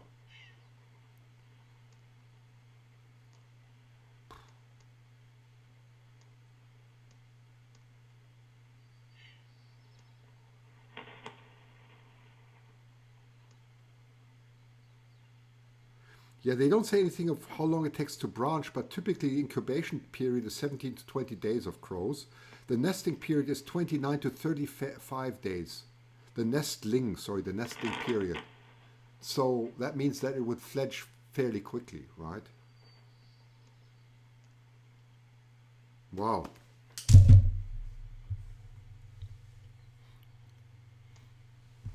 Yeah, it's calling for food, isn't it? Absolutely. Danny says you can see the pin feathers are keratin on Quebec's wingtips. Yes, you can. You can. Yes, you can see the pin feathers. Obviously, it's fairly young still, right? So it has no developed feathers at all, right? They're still growing, right? And that was the thing that we had in the Southwest Florida nest, right? One of the pin feathers broke, and it seemed to have bled to death there. That was before we had this incredible miracle of the second clutch, and it bled to death because, well, why? Because rat poison prevents prevents the hemoglobin to cause blood clotting, right? So there was no blood clotting going on, and so it bled to death. That's my understanding, right? So that's what rat poisoning actually does. It's quite cruel in that sense, but that's why it is so devastating if raptors or wildlife pick up rat poisoning, right? If they get injured, they can bleed that way. But that's just a remark on the pin feather. So even if a pin feather usually breaks and they're healthy, it doesn't matter. There'll be blood clotting, and the blood will stop flowing. Wow. Yeah, that was a sad story, wasn't it? Forest Wonders on yeah, that was the Southwest story. But I mean, now we have a great story again. The clutch was successful. 2 eaglets. Isn't that absolutely wonderful, right? Rat poison should be outlawed. I agree. It's it it it it it should. It's. I wonder where the parent is now. Wait a minute. What's going on? Let's just see. Okay, it's still there. Yeah, it's of course the camera's in the shade sorry, they are in the shade at the moment, so the contrast is not very good. But I think Dad is calling out for help because he doesn't want to leave the little one alone.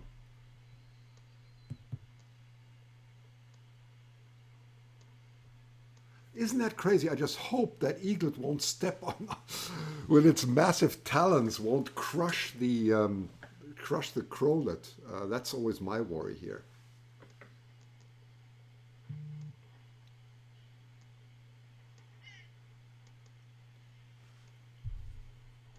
Wow.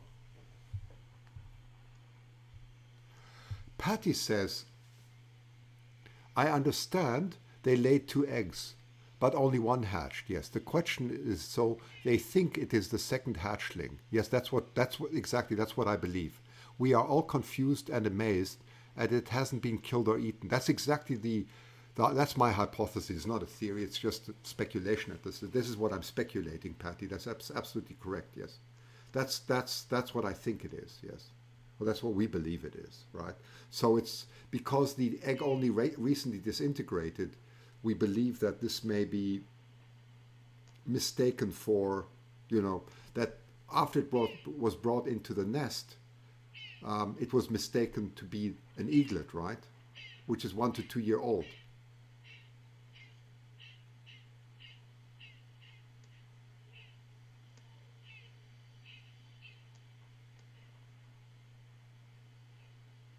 Is it feeding it?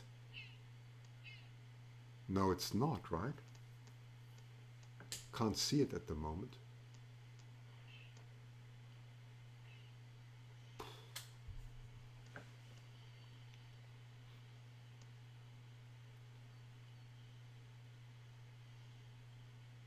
Wow.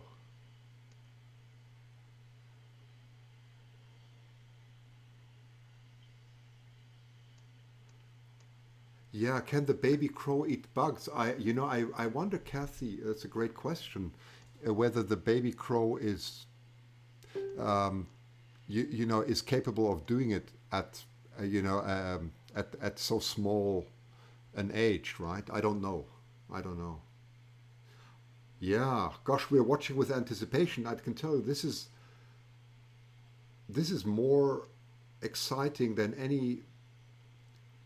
anything I've ever seen. It's crazy.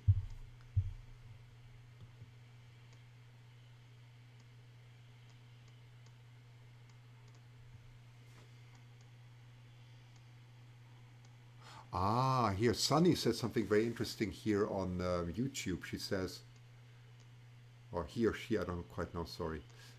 No, sorry, Sunny Day Nature Photography, whoever you are. Thanks, Zasse.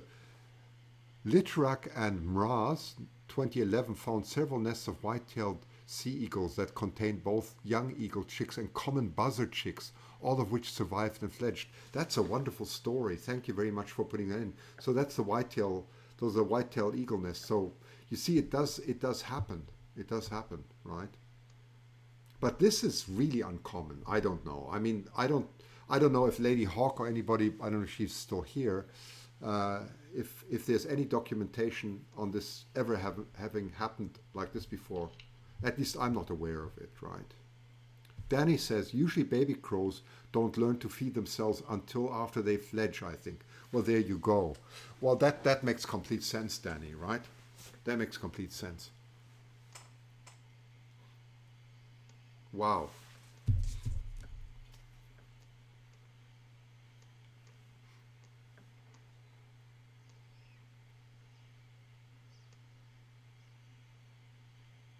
Okay, I see Mark. Mark, I see your messages too, by the way. I see it now. Oh, my battery's running low. Okay, hang on. Let me quickly get my charger. So just excuse me for a minute. I better put the battery charger on. In all the excitement, forgot to power it. So give me 2 minutes. I'll get something to drink too, and I'll be right back. Okay, I'll be right back.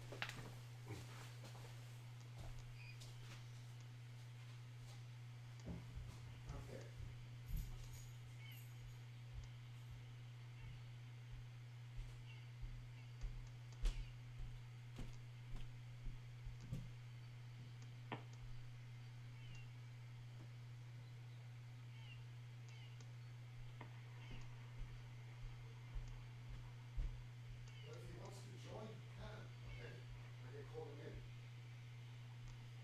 Yeah, yeah.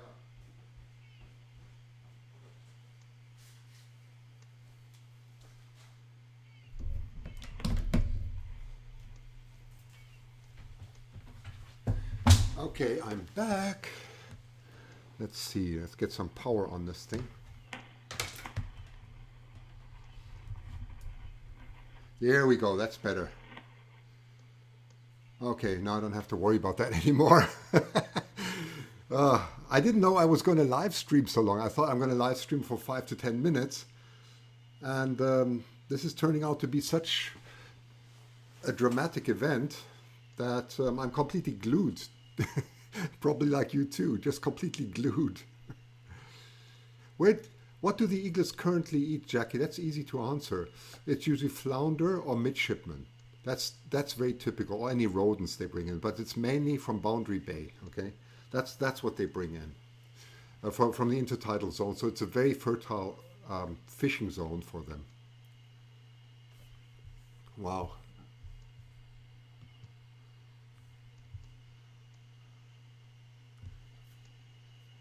Well, and it's very nice to see all the discussion going on here. It's and again, thank you for those who have donated already. Thanks for donating. That's really kind. That was JJ Ferris, that was Pilotman 975, and was DJ 28. Thank you very much. That's really kind. And there's also Forest Wanderers who is now also an admin. So thank you very much. That's really kind. Okay, great. I really wonder where Mum is. So if this is Dad, where is Mum? Just turn the volume down a bit. Just when the wind picks up, I always turn down the volume.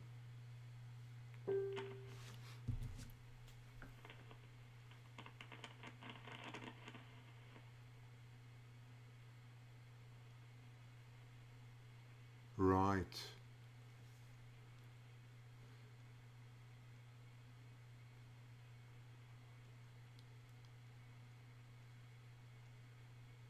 Yeah, so this is White Rock, okay? So I know that some of you have just joined. I'm just going to quickly give you a map, okay? Let me quickly give you a map for those of you who don't know where we are. Because it's really interesting. So one second, I'm just going to go turn the map over here. Okay, for those of you who've not seen, we're in Boundary Bay. It's that where that red marker is. So that's the United States-Canada border there. And then, sorry, let me just zoom in correctly. I zoomed in wrongly. So that's Vancouver Island. Vancouver Island, by the way, Canada is huge as a country, right? So Vancouver Island is about 2/3 the size of England. I mean, if you imagine, that's about England there, okay? Almost England. England's a bit bigger than this, but that's Vancouver Island. That's quite crazy. So Vancouver Island borders directly on the Pacific, of course, right? So this is latitude 49 there, and when we zoom in here, you can see that inlet going in. It's a very fertile inlet here from the sea, and Boundary Bay is this part.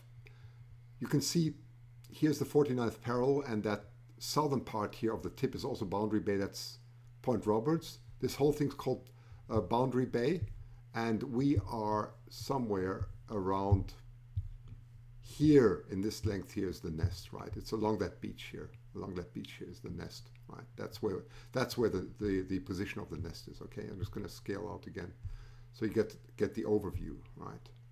There you go. So that's where we are. That's the White Rock nest. The cameras belong to the Hancock Wildlife Foundation, and Sophia is so kind at the moment. She's controlling the cameras. Okay, let's go back again. Give you a live view. There we go.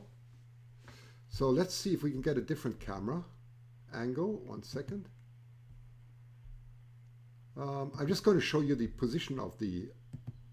So as you can see, that's the nest tree right opposite. So that's very close to the beach. Sophia was directing the cameras too. So earlier we were able to see the beach actually, right? So it's very close, and I have actually done live streams directly down to the beach.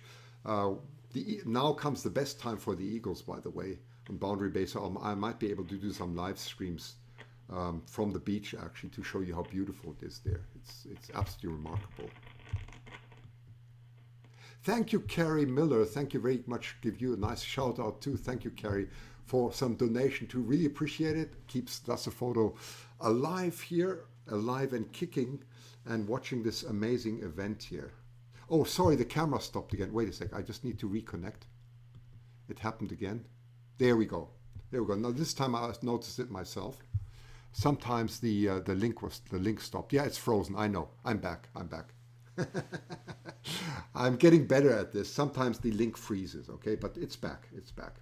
So anyway, that's the view. What I was saying is that is the view that you get opposite in the nest. At the moment, it's very quiet, but very often it's going to be bombarded by crows, and I think the crows are very aware of the fact that that their little one is there. That's a view, by the way. Here you see the view out onto Boundary Bay. You see right across here, right across there to the right. Right here, across to the right, that's where Point Roberts is. I just showed you that on the map, and that's the view to Boundary Bay. So it's absolutely exquisite there. It's absolutely exquisite. And I've done live streams right here from that garden. I've done live streams right down to the beach. So you can see fairly well how beautiful it is. You should have a picture. It says no picture. I think the picture should be there. Are you sure? No, you do have a picture, right? Oh, you do. I was just wondering. That would be. Isn't it incredible? Look, it's like sitting there at the beach now. It's quite incredible. It's so beautiful, and obviously that's the camera now pointing downwards again into the nest. Yeah, that's quite a beautiful. It's an incredible view, isn't it? Yeah.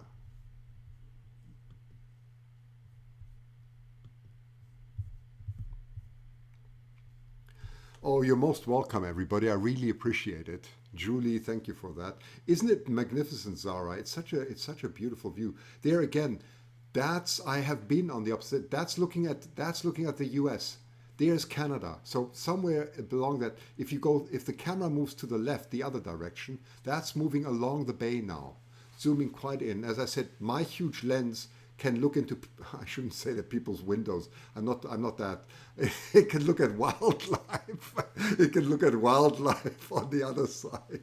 If you consider peeping into people's windows as wildlife, that's a joke, of course, right? But that's not my type of wildlife. My wildlife is looking at eagles on the other side, and I've actually managed that. I've even done that in a broadcast. It's quite remarkable. And I've seen Mark Horner on the other side in the US by zooming into, there's the branch in the way, by zooming into, I once saw, from Canada, I saw Mark Horner in the United States. Isn't that remarkable? Yeah. This is real, that is real wildlife, yes. So we're going along, that's very nice.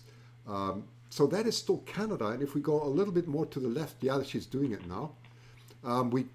That's where the border is somewhere. I've seen some of the comments, I'm just laughing. Okay. There. A little bit more to the left. And then because there is a very distinct part, I don't know if Sophia's hearing that, but that's really nice. So somewhere there is the border between the US and Canada. If we go to the left, it's in Canada. And if we go to the right, it's, sorry, if we go to the left, it's the US. That's what I was trying to say. And the right is Canada. That's what I wanted to say. Yeah. Yeah, so there you go. Do very nice camera work. Okay, go a little bit more to the left, Sophia. If she goes a little bit more to the left, we will finally see. There's, by the way, you can see there's a buoy there, and that's very often where the eagles rest, because sometimes they cross the complete Boundary Bay. But you can see this incredible zoom there. Yes, Peach Art, that's right, Danny. Danny's also there. Danny, my friend. Danny, by the way, Chan, go and visit his. Danny Chan has an incredible talent for wildlife photography. Absolutely amazing. His most stunning picture that I've ever seen is a gull sitting on top of an eagle. So that's absolutely right. Danny, I think you're in the US at the moment. So I mean you have no choice of going across the border now, but I assume that's right. Nice to see you, Danny. He's an absolutely fantastic wildlife photographer. Okay, so I'm just going to jump back to the nest now. 1 second, because obviously something's going on there.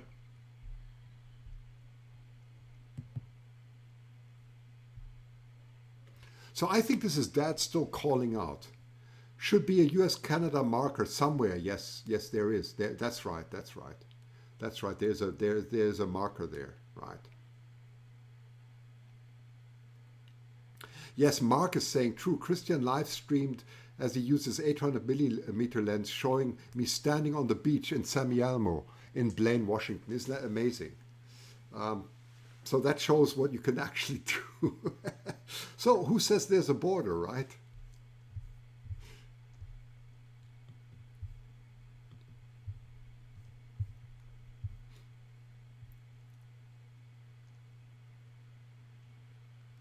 Sue says, I could be wrong, but I heard something similar happened at the Surrey Reserve Nest, also part of Hancock Wildlife Foundation last year. It didn't end well for the little crow chick. Anyone else remember? Yeah, I don't know. Any comments on that? That may be so. I don't know. But at least I don't know. I mean, those of you who look at all kinds of eagle nests all the time would be aware if something like that ever happened anywhere else. Okay, so I'm not sure. Well, thank you very much. Thank you very much also to Diana Gross for dedicating some funds there. Thank you so much. I really appreciate all your kind thoughts and your support. And I do this out of my heart. This is really what I enjoy. Fortunately, I have the technology to do that, and it's especially in our times. Where we all sit quarantined, this is a fabulous event because you have the opportunity to talk to each other, which is really wonderful. So 1 second, I just have to answer something here. Sorry for the delay. Okay.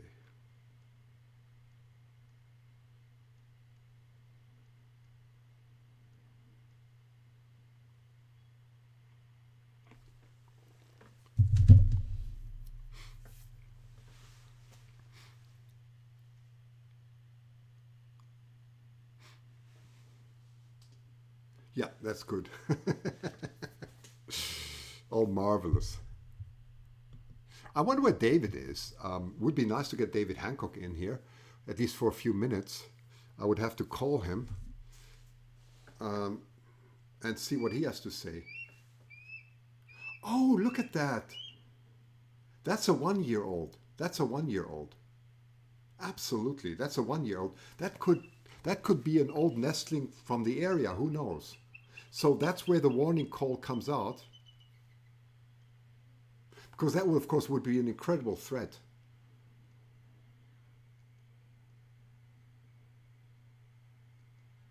Wow. That's why they have to watch the nest so carefully, right?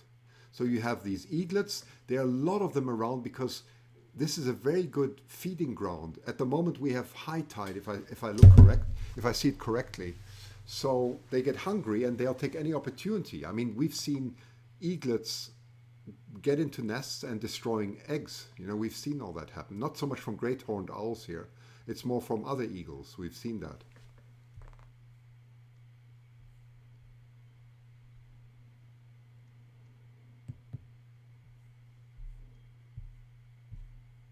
Yeah, the cameras here are quite marvelous.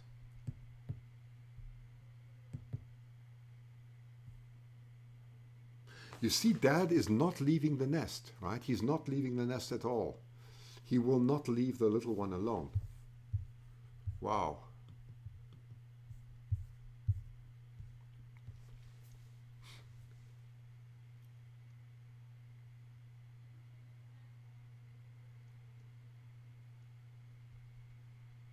I'm just going to see if I can, for those of you who don't have the link yet, I'm just going to copy the link once again and just paste it into, if you want to know, 1 second. Yes, he knows the crows are waiting. That's right, and for that matter, possible juvenile eagles too, right?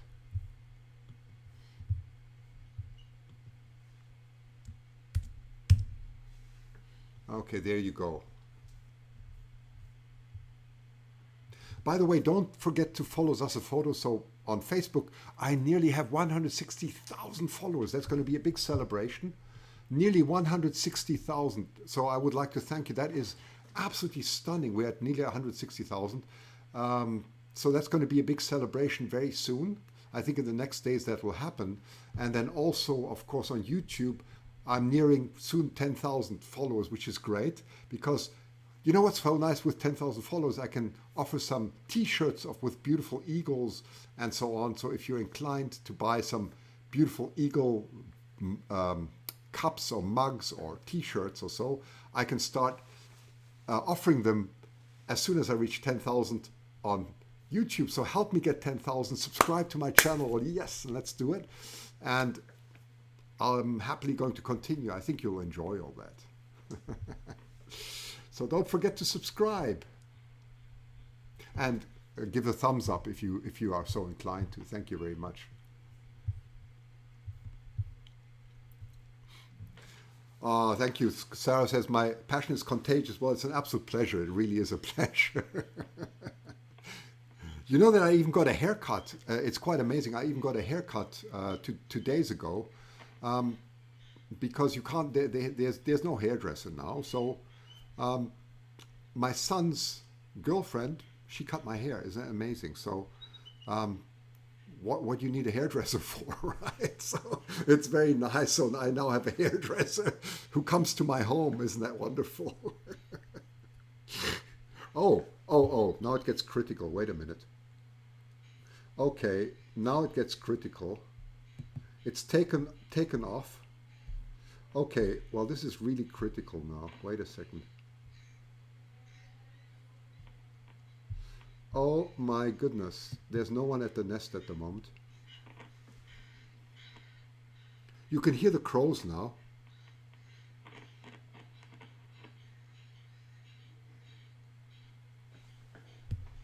That flew off. Oh, back again.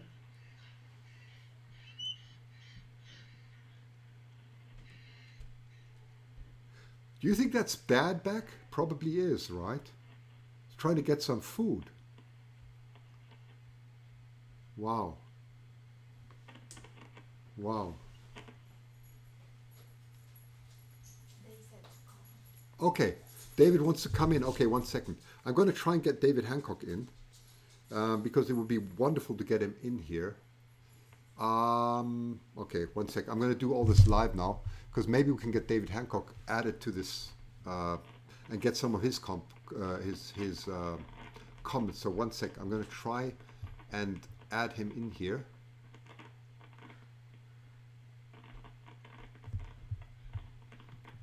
That would be absolutely marvelous. 1 second. I'm going to send him a link. I'm doing all this live, so just be patient with me. To copy. Okay. Okay, I have to write an email quickly to him.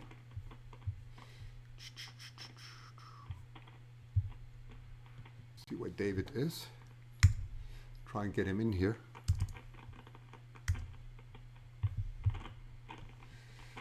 Okay.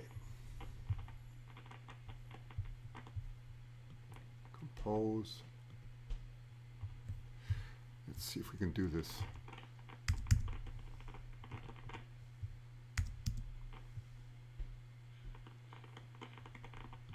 Okay. I'm going to send him a link.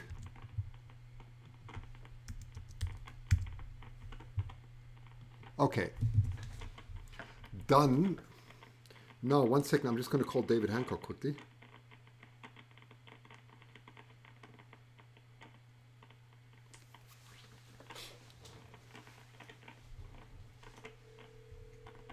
See if we can get him live in. Hi, David.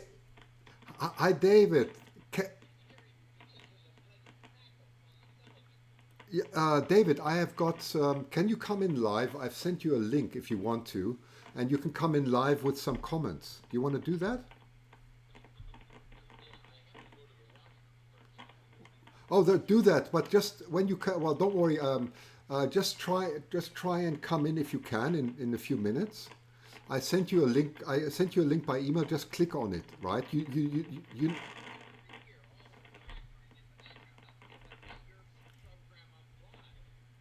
That's okay. Yeah.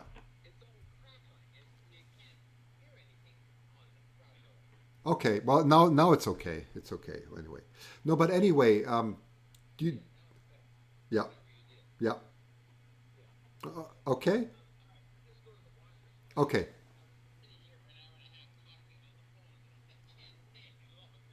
Okay. Okay.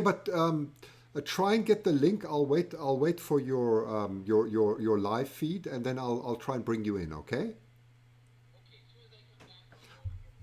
Okay. Yes. One sec. I need to take care of this because I can just see the. I got so many things to do here. One sec. One sec. One sec. Sorry. Yeah. Yeah. Press on the live feed. You know the procedure. Just go into your email. Click on the link. Okay.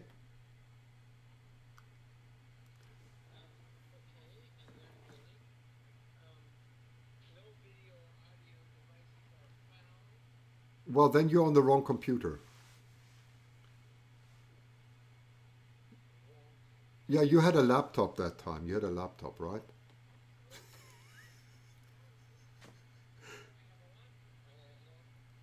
It was a laptop, right? And it has a camera and a microphone. You'll find it. Okay, then. Anyway, give me a buzz if you can't do it, and I'll wait for you. I'll see when you log in. Okay, don't forget, it must be the laptop with a microphone and a camera. Okay, thanks. Okay, okay.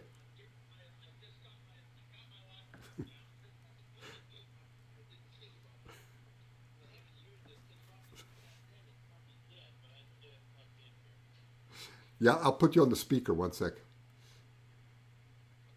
Okay. David, anyway, I've got you on the speaker, but it's better to have you in. If that doesn't work, we'll put you on the speaker, but it's much nicer, of course, if you come in live, okay? Okay, but I actually am leaving right now to go to the washroom. Okay, well, you I go. can't do anything else but the washroom. Okay, now 600 people know that you're going to the washroom. That's great. Okay, that's fine. You go to the washroom. Okay. Okay, well, anyway, um,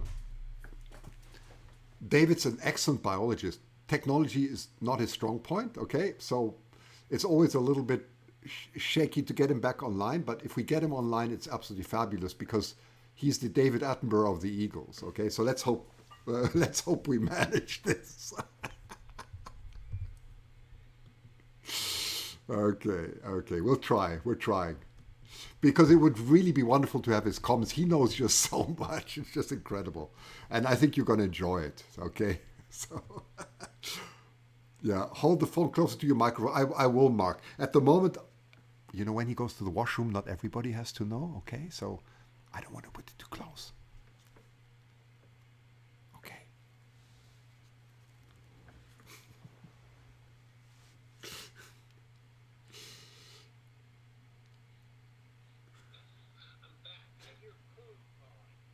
Okay, good, good, good. Can you just open your laptop? Okay. You don't have to wait a minute. It's all. I have to figure out getting it plugged in first. You have to plug in. Look for a switch. Look for a plug. Yes. Give me a moment. The lines are all. I took it out of a box. I don't use this anymore for anything, so I just got to get it going.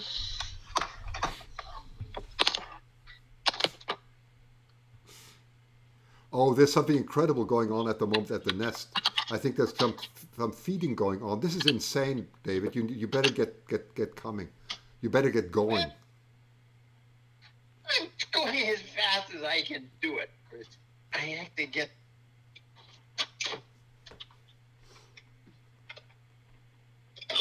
Jesus, I can't get the electrical line in. Okay, no swearing, David. You're live. Okay, I'm going to put you back on my earphone just to my ear because I'm.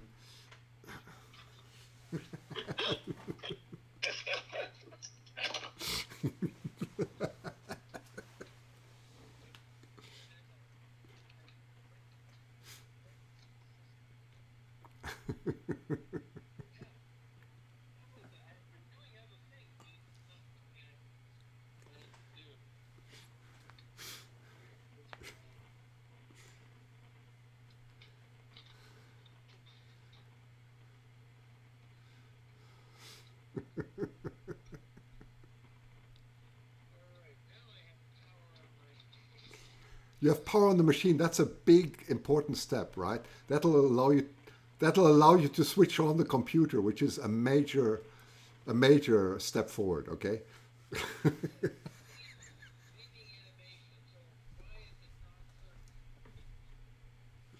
Why is it not going on? Oh my God. What? You grabbed the wrong computer? Oh.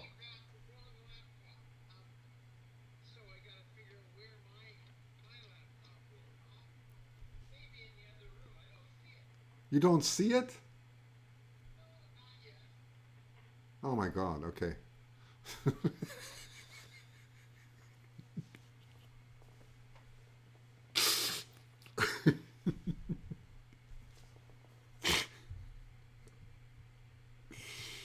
Isn't that exciting, right? David has important business to do, right? I know, I know, I know. Look, David and I are good friends. We can joke.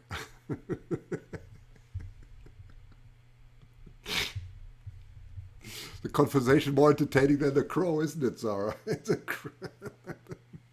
Well, anyway, he's looking for the laptop now. This is a major thing, right? So,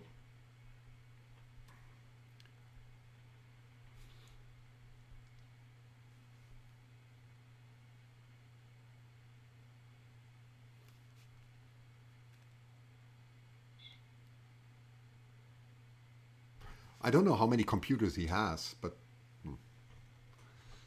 all we need is one that works. So I guess Dad came back, right? Dad came back. Is that correct?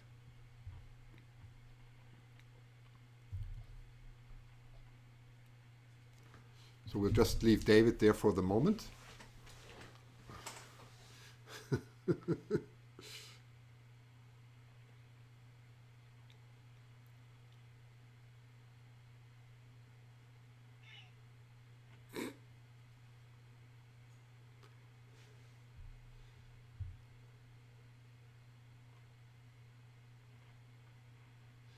Why can't he just use the phone? He can, but you know, the connection is much better. It's very easy.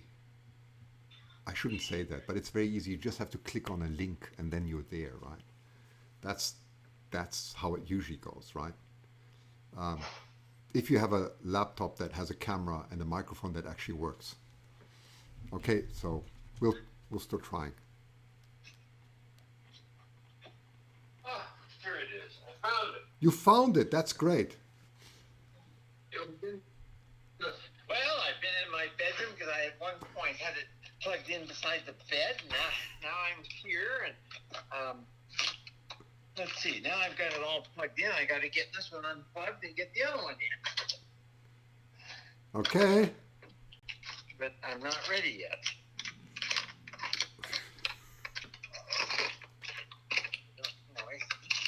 Now I've got the phone system all wrapped around this thing.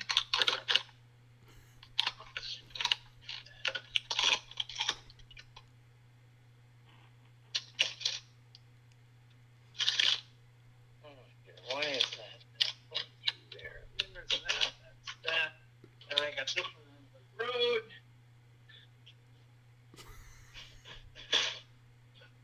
Now I can get the other laptop up here.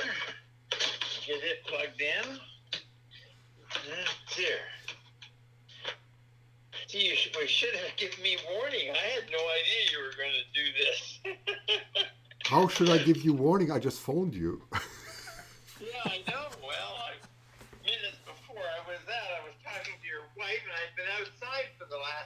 half of the garden. You were going to come for dinner, so I was making sure the yard was looking nice. Well, this is more important now, David. This is such a rare event.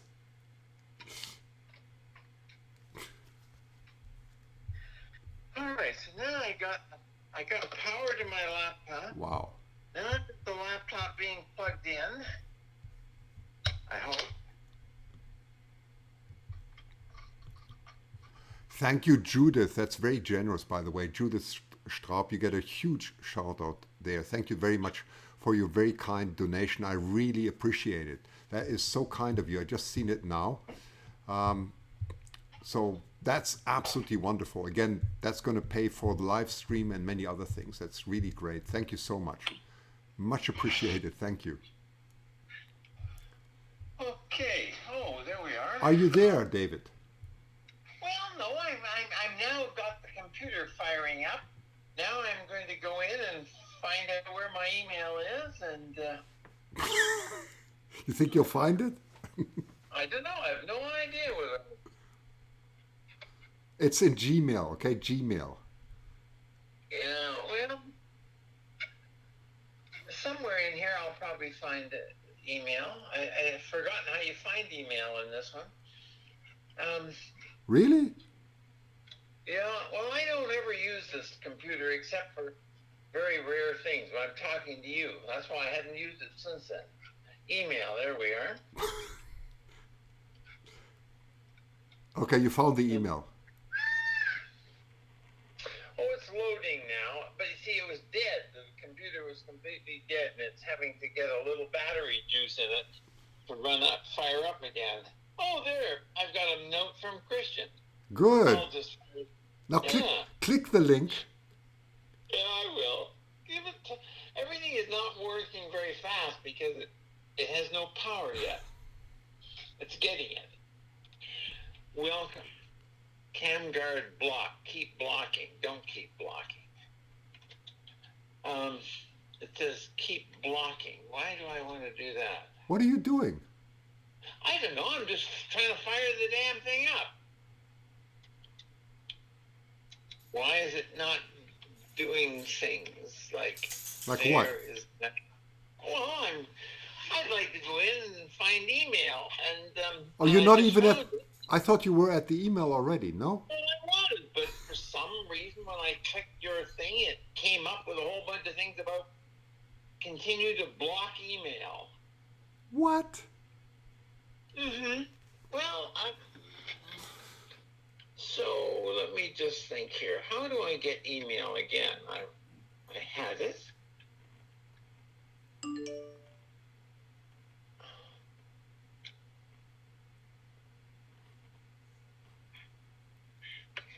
So there's that little square. I went over to that. And I Square? hit Gmail again. That Gmail, that's it. Yeah, I know. Well, I mean, I've done this lots of times. Now it's reloading that. Now I'm going to reload Christian again, the email from you. Just click on the Now link. there's the live bar. It's all highlighted. So I'll hit it again. You're about to join the Wirecast. There we are. Your name. Now I write in just David, don't I here? Yes, you're right, David. Then I'll know who you are. That helps. All right.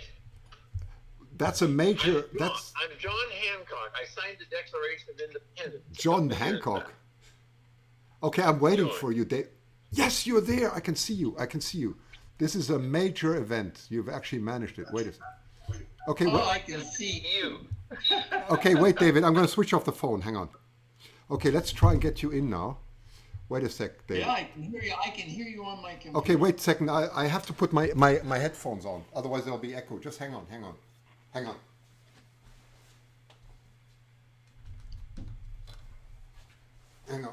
We don't want an echo.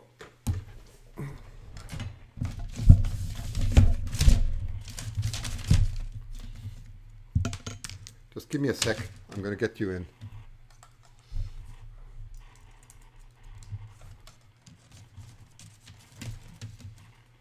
Okay, let's try and just do this 1 sec.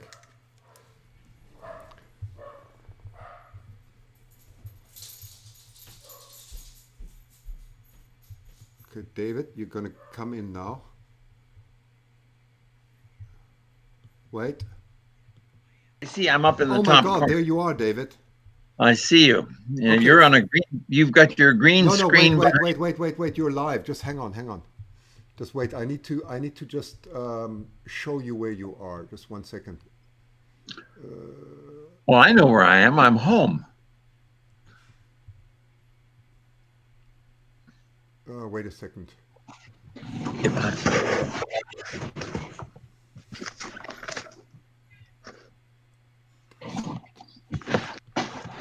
Okay, there you go.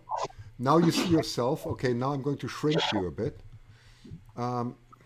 Wait a second. Let's just get you going here. And then we'll have you right live in. There we go. It's going to be a lot better. Okay, David. So Rosanna said you're bringing over fricasseed crow tonight. What does that mean? Do we have to discuss this now live? Look, we've got 600 people watching. let's not discuss this now. Okay, so David. Anyway.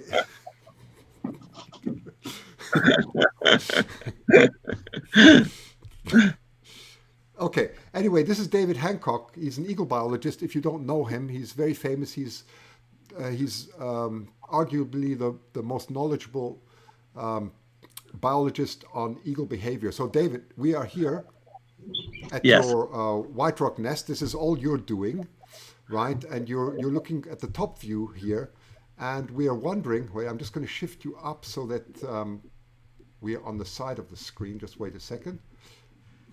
So this is quite remarkable. I mean, you've heard what is going on.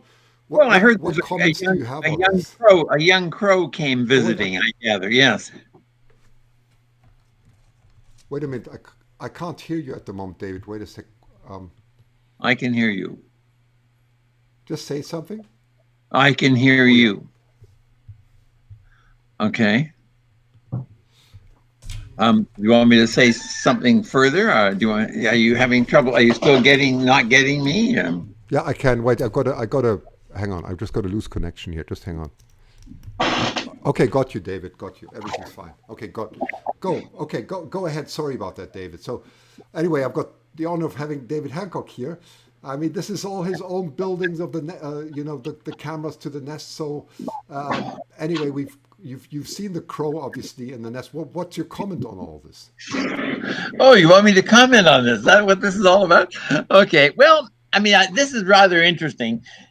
We don't usually get a live crow. I have yet to see it, but this is the season right now. Early May is when the eagles create total havoc with the young crow population, because eagles love to eat young crows, and it's how they earn their reputation in the crow population to be a hated visitor.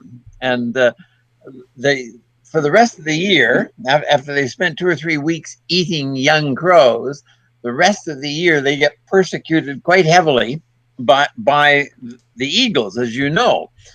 And this is they're earning that terrible reputation when they notice crows. Now, crow is a very interesting creature. They're all over the world, and what the crows do here is it has an worldly international name for it. They are what they call branchers, and the nest in which the crow is raised is quite small, and you can get often 3 crows. And as they get big, they just don't fit in the nest anymore. And they begin to walk along the branch just outside the nest. And soon as they do that, and they're walking along these branches, that's when the eagles see them. And they go in to knock them off the branches, because the crow can't fly yet. There's about 6 days here when the crow has not got full wingspan. He can run and balance himself, but he can't yet fly. And during that period, he's very vulnerable to being knocked off the branch, and then the eagles grab them for dinner. And that's undoubtedly what's happened here. We've seen them bring back a great many crows over the year. It's a common food source.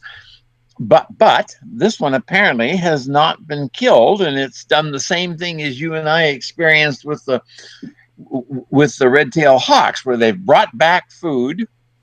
I mean, it's going to be exactly the same thing. They brought back the food source, and then the food source has somehow triggered another reaction. You can understand with a young red-tail, because a young red-tail has the same begging behaviors as a young bald eagle, the same similar sounds. I don't know why the eagle would be confused about the sounds of a begging crow and the sounds of a begging eaglet, but they apparently have been, and they've not yet eaten this crow. And or maybe they're just keeping it. Your program is making an awful lot of crackling noise. I can barely hear you. So the question is, are they just keeping it fresh for the next meal, or has there been? I can't hear you. There's so much crackling. I'm just trying to see. I don't know where it's coming from, David. I'm not sure. Okay. It's not coming from here. I'm not touching anything. Oh, maybe it's coming off my computer. Maybe I've got, because I've got my computer live. It's your computer. It's not me, David. Okay. All right. So, I'll just pull the sound down. There, I pulled the sound down on my computer because I had the cam running on my computer. Okay, now we've got rid of that. Good. Sorry about that.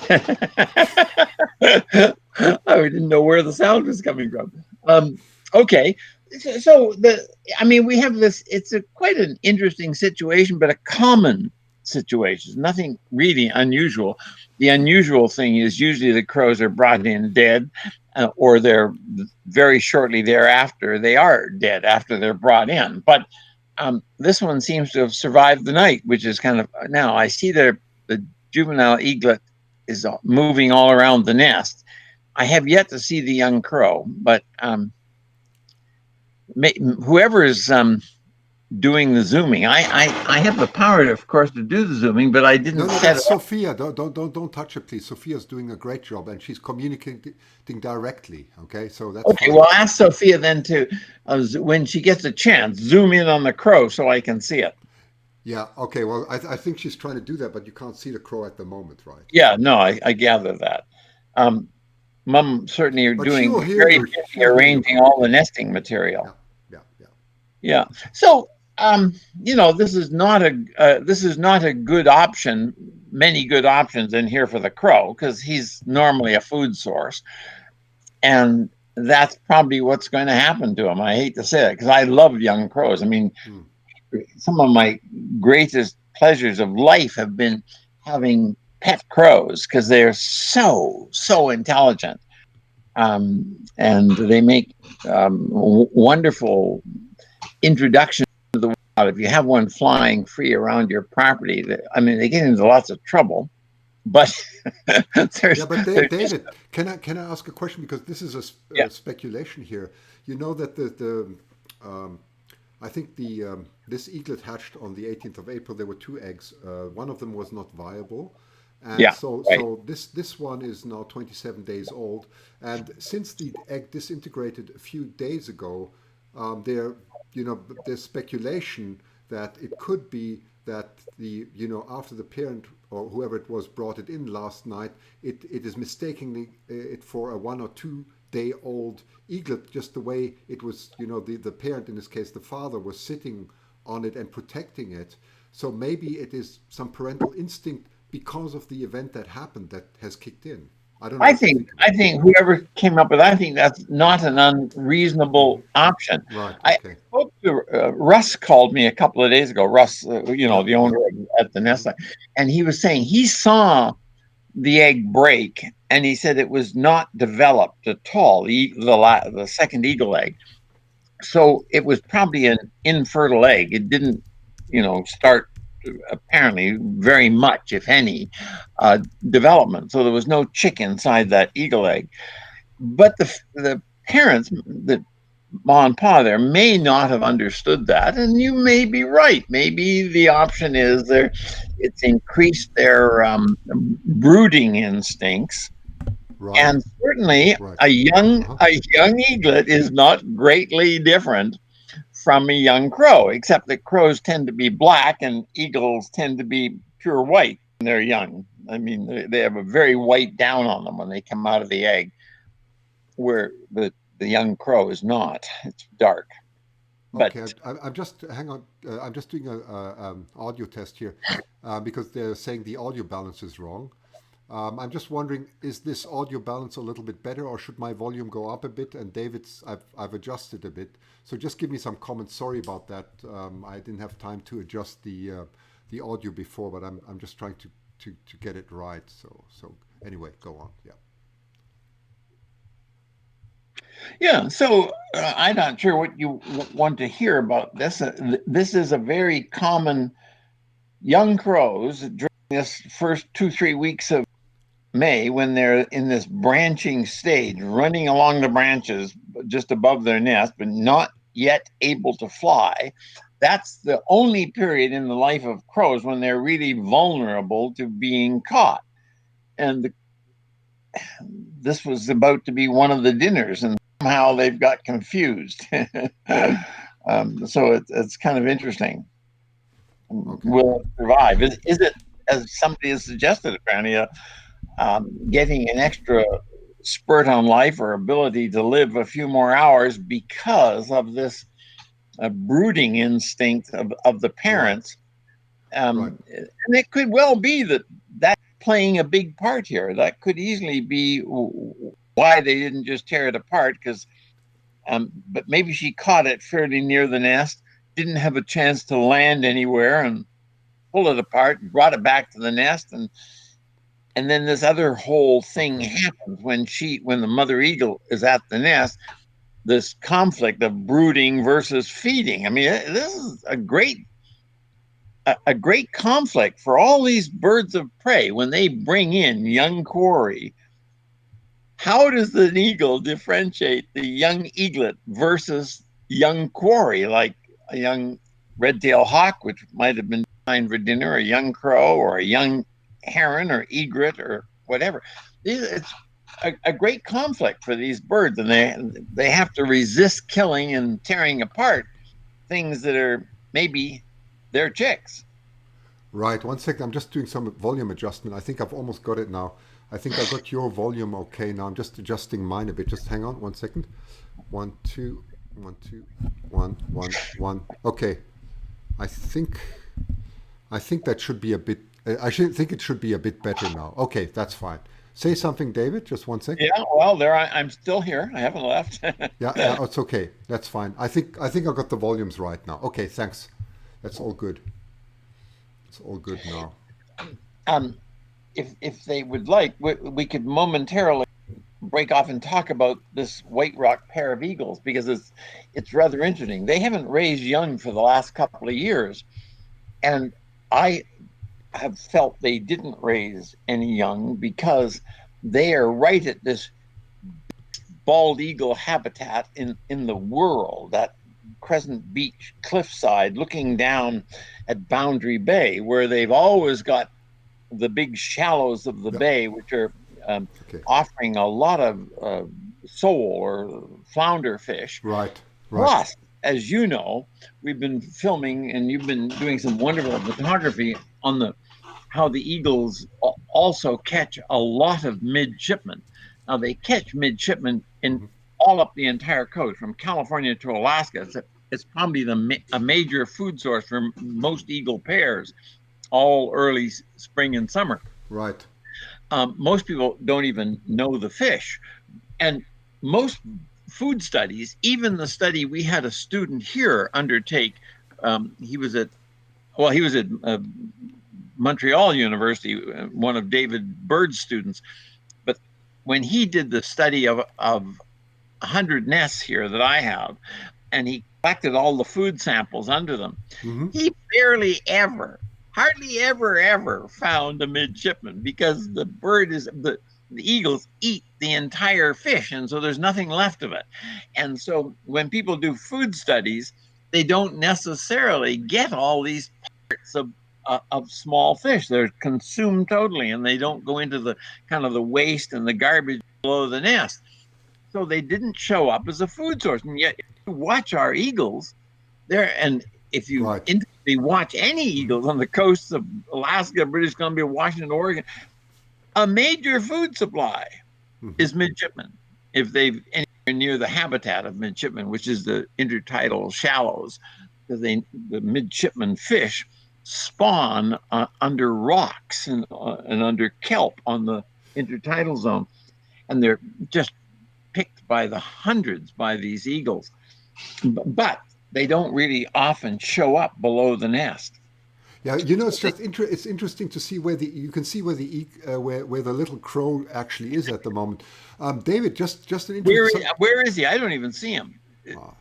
Is that him by the head of the eagle? I see something black up there, but I don't see the crow in the nest.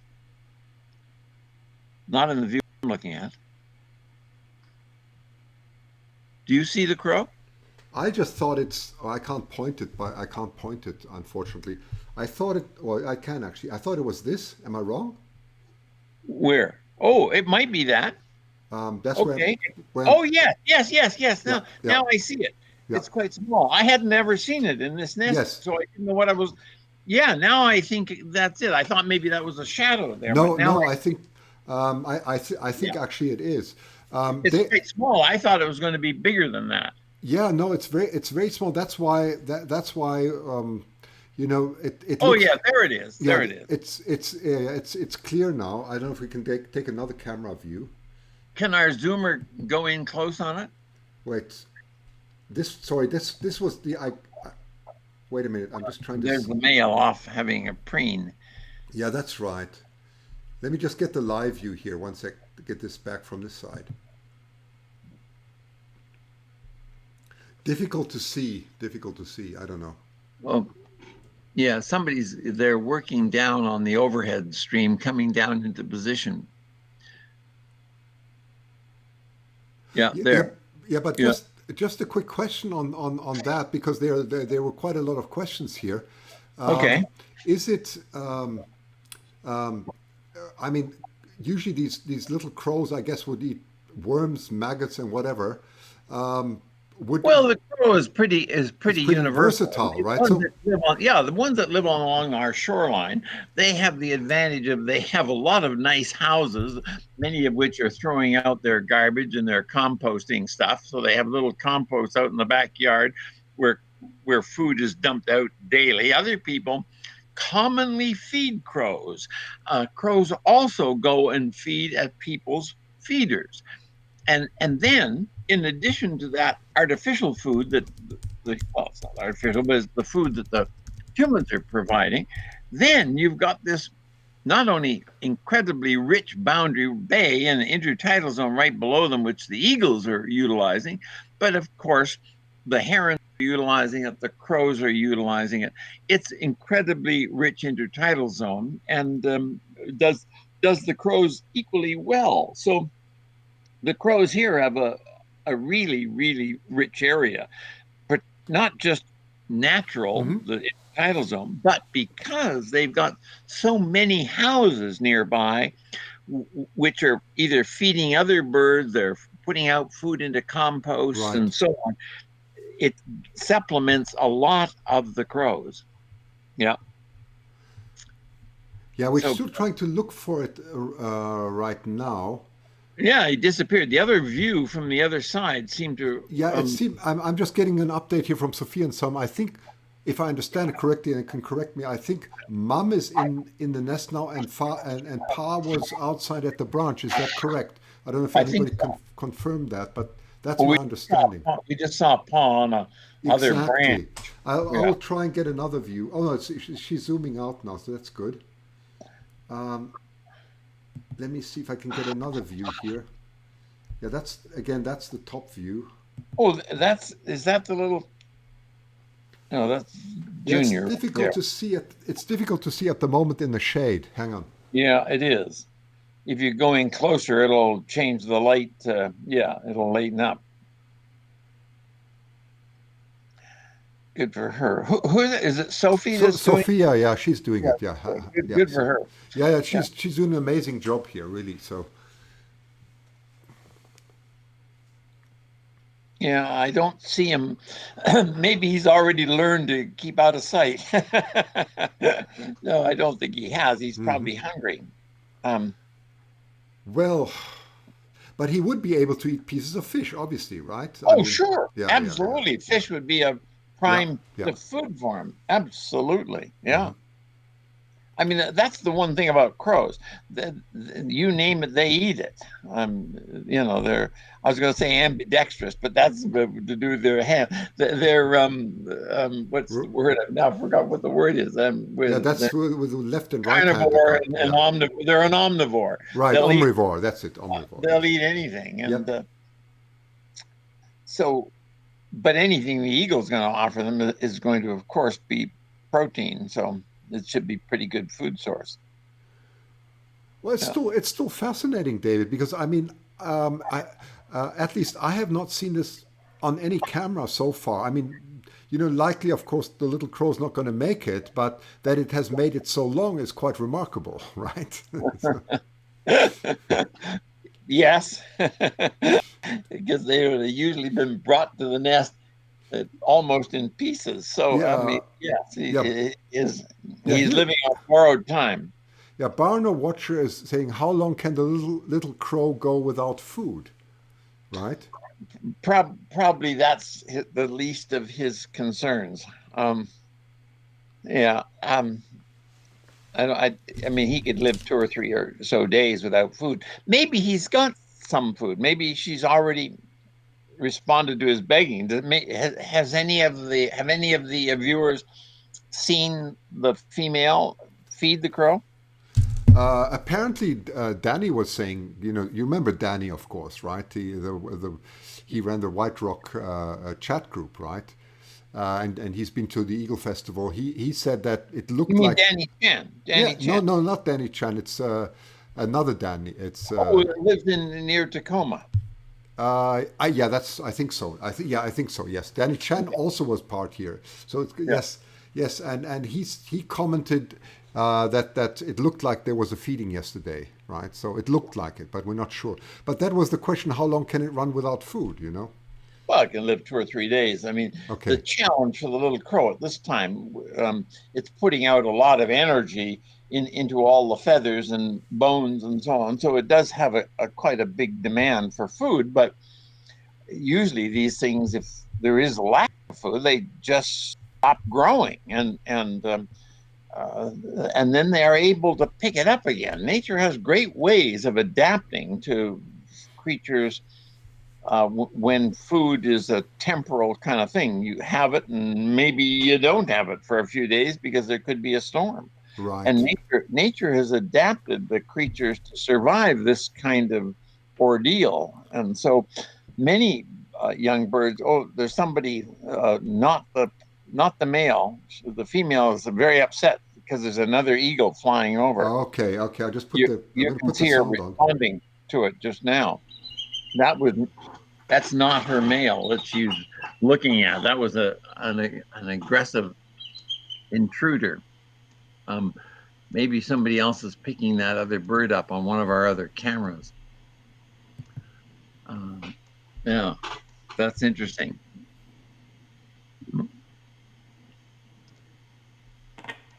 This is a nest that this is about the third nest. Well, no, this is about the sixth nest that I have followed in this territory over the last 25, Right. 27 years. Um, the, it's a really, really productive area generally.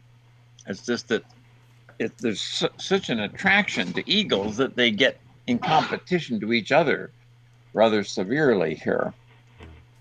Yeah, David, I'm going to let you talk for one moment. I just need to do a quick phone call, so I'm very happy you're here. You could just go on commenting on this.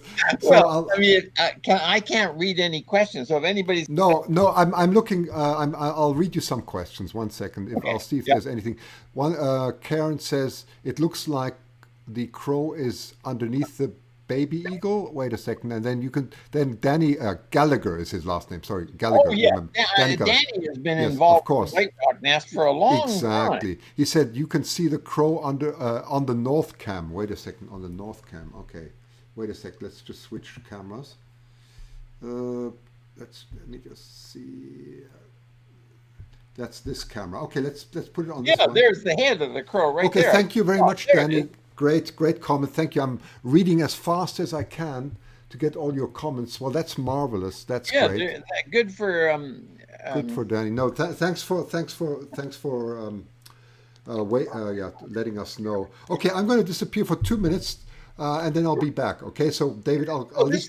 this little crow is he's got a full Okay. functional beak. I mean, I don't see him begging yet, but he looks Okay, okay. I'll leave it for I'll be back in a few minutes. Okay, so I'm going to let you comment to everyone. Okay, so just need to get some.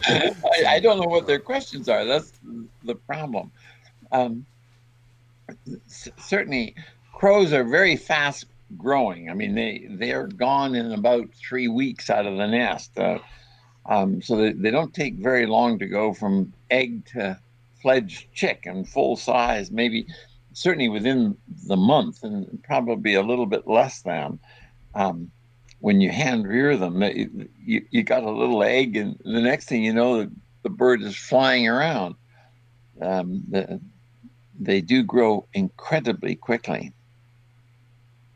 Yeah, I'm sorry I can't hear any questions or read them, but it is a common. If somebody else is just coming into this viewing here, it's certainly not common for the young crows to get to the nest alive. They've usually been pulled apart before they get here, and the point has been made that the fact that this chick made it back to the nest live, then it may well be, since the parents had just a couple of days ago had their final egg break and go down into the nest site, they may have had more of a hormonal change so that they were more tolerant of young chicks, so they didn't be pulling the head off their chick, because that's always an amazing thing when you look at a young raptor. It doesn't matter whether it's a Cooper's hawk or a red tail or an eagle, they're all eating other young birds, and it could easily have been a challenge to the parent to pull the head off their own chick and try to feed it to something, or pull the heads off other birds and feed it to their chick. So there's got to be a great balance in nature here that enables these raptors to live on other dead things in their nest and feed parts of young chicks to their young chicks. It's a great balance of being able to get away with doing this successfully. I mean, it's always a wonder of watching them, how they can know to do that.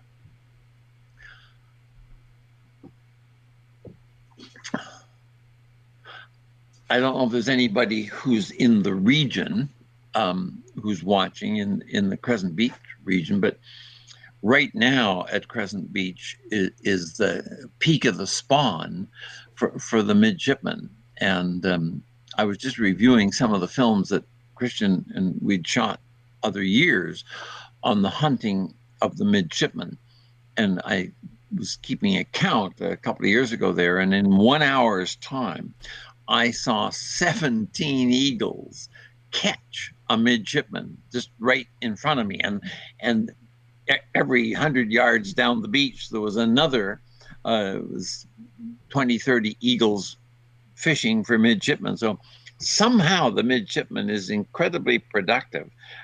I also saw in one of the films that I was just looking at a minute ago, 3 herons catching midshipmen all at the same time.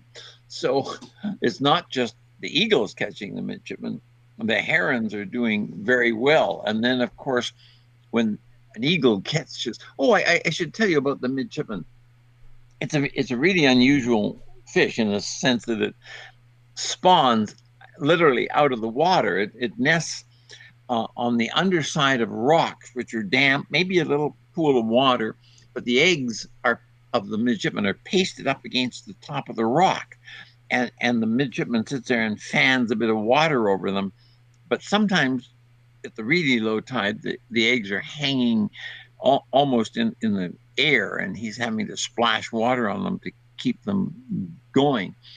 An interesting element about this is that the midshipman is named for a very famous old person in the three-masted schooner days. There was the captain in charge of the three-masted schooners, and then the second in command was the midshipman. Okay, I'm back. You're back. I'm One just sec. telling them about midshipmen I'm and back. I how got some water. More. I'm just going to tell him about the midshipman, how he got his name. He's named after kind of the second in command on the ship, the midshipman, who gave the signals to all the sailors who would be lined up along the masts and rolling them up and changing the angle. And the midshipman would get the instructions from the captain, I want to go 10 degrees to starboard. And then he would instruct his crew, all these men lined up on the mast, to change the angle at which the mast hit the wind or rolled it up or down, depending on how much power was needed. And he was called, the guy who gave these instructions to the workers was called the midshipman. And he was the only other person on the boat, other than the captain, who usually wore a uniform. Right. And he wore big brass buttons down the front of his jacket so that the moon or the sun shone off them, even in cloudy days when there was a mist and so on. And he also had big epaulets on his shoulders, in addition to these buttons. And he used, if it was really bad weather and they couldn't see him because there was such cloud, he used a whistle. Right. And he would give signals that meant lower the sail or turn it 10 degrees to the wind or whatever. So he could tell them not just with hand signals, but with whistle signals. And this little fish called the midshipman has photophores. These are phosphorescent buttons down his breast, and he looks like this fish has got the buttons that the midshipman had. And the fish talks when the tide is low and it's out of water, and you can hear it. If you went down to Crescent Beach tonight at the low tide, you'd hear them talking to each other, and they whistle. And it's not unlike the whistle that the midshipman used to signal to his crew along the mast to change the angle of the sails. So, I mean, it's the other way around. The midshipman, the man, is named after the fish because the fish has these buttons and the fish does the whistling. And of course, it's okay, David, I just see some comments here because, again, the questions, I'm just going to summarize quickly how the, what's happening here, why this is so unique here. So we're at the White Rock eagle nest from the Hancock Wildlife Foundation. That's David Hancock that you see on the top. He is the eagle biologist. So why we're showing this, why it's so unique is there was a baby crow, a little crow brought in. They usually branch at this time. So what the eagles do, they're very opportune. They carry them to the nest as food, and usually they don't survive very long. We've seen this a few times on the camera. What is unusual here is that this crow so far has survived. I mean, it's been about a day now. Obviously, it's very hungry, and it may be so that it is mistaken as the second eaglet because there was another egg that wasn't viable, and it disintegrated a few days ago. So its sibling that you see at the moment that David was referring to is the 27-year-old Quebec, 27-day-old Quebec, and obviously is a lot bigger. And then you see this little crow there, and it could be that it is mistaken as a 1 to 2 day old eaglet. That is a complete hypothesis, a speculation, but that may be an explanation why it's still alive. How much longer it'll be alive, we don't know, but that's just the summary where we are. Okay. Yeah, and there is a huge difference here because this crow is black. Right. A young eaglet, as everybody who's watching this knows, they come out of the egg and they have a beautifully white down. They eventually, about 10 days later, grow a much grayer, darker down. But initially, they come out totally beautifully white, coated in white down. This crow is anything but that. And you can see them. If people are looking at this, they're looking down. And yes, Sophie is a close up on the crow there right now. That's the crow's head. He's sitting there under mother. I mean, he's Right. sitting in the shade so he doesn't get too hot. Um, and he's apparently doing very well. He's not begging. Now Right. maybe he's not begging because maybe he's not well. Um, but I don't know that. I mean, he just looks contented sitting there. Maybe Yes, he he's looks very and he looks secure. That's how I see it. I mean, it's just amazing. You know, you have these absolute predators next to you, absolute giants. You know. oh, now he's putting his mouth open there a bit. That the top part of the frame, that's the juvenile eaglet's body sitting there with his gray down next to the eagle, next to the young crow. And then mother, the adult eagle, is the one on the lower left side of the screen, that dark body, that's mother. So all three of them are really kind of intimate here. You could hardly get them more intimate. They're all huddled up together. Yeah, it's not. It's remarkable, David. I mean, automatically, Sophie's having to, and she can, because she can control the lens there. She can sharpen up that, and she's just done that manually. Yeah, good for you, Sophie. That's great. Is it Sophie or Sophia? Let me just look. I think I'll look at her name. 1 second. I'll tell Yeah. you 1 second.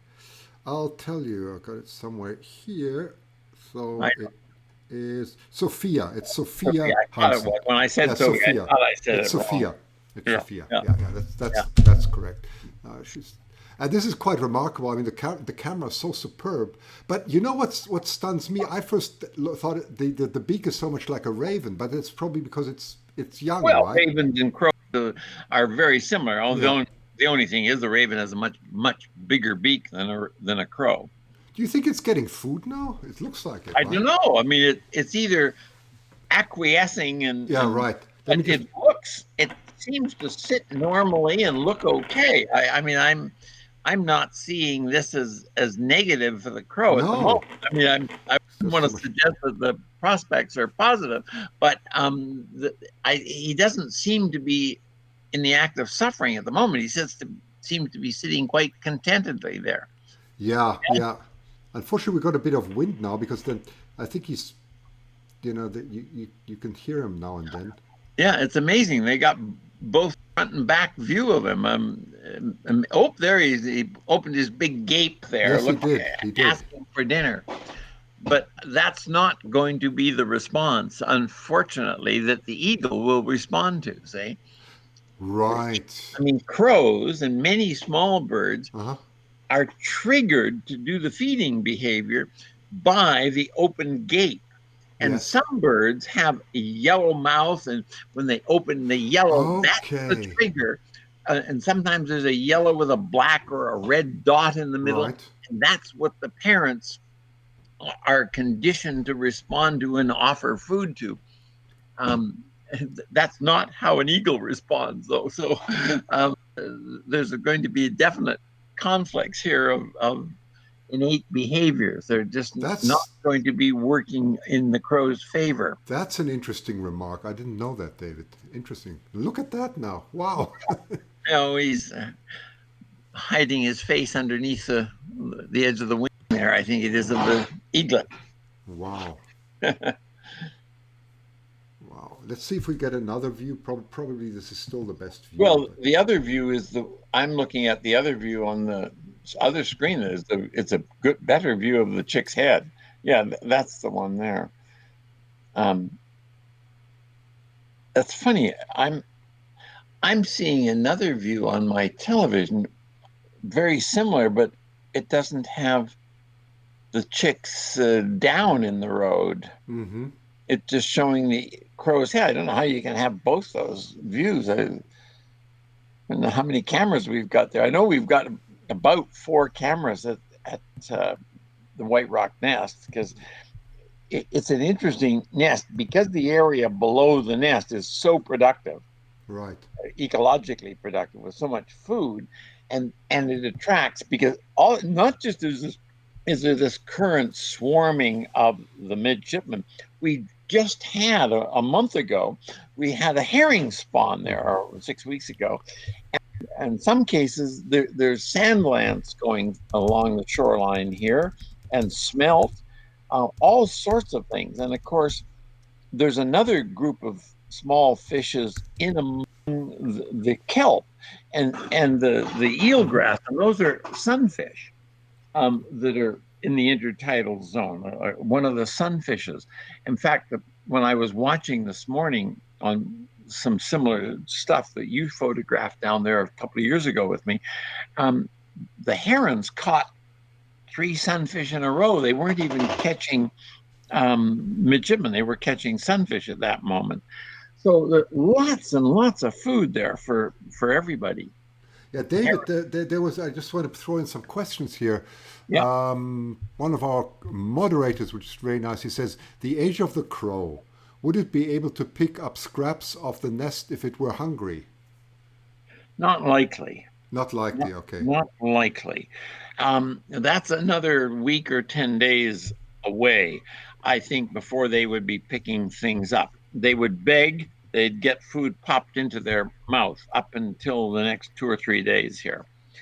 So they would need to be, Okay. And yeah, they would need mom to pop and, food and, in. and another question. I mean, if the that comes up quite often. If the eagles were gone or so, could the adult crows actually bring the little one back to the nest, or is it too heavy? No, no, they couldn't carry They it couldn't at carry it. all. I thought so. Yeah, No, yeah. I no, thought, no, they yeah, couldn't. yeah, yeah. The crow, though, is only about another 4 or 5 days from flying, fully flying. So if for some reason he could make these next few days, he would be able to jump off that nest, and the Hmm. parents are probably watching this whole thing, Right. and They probably are.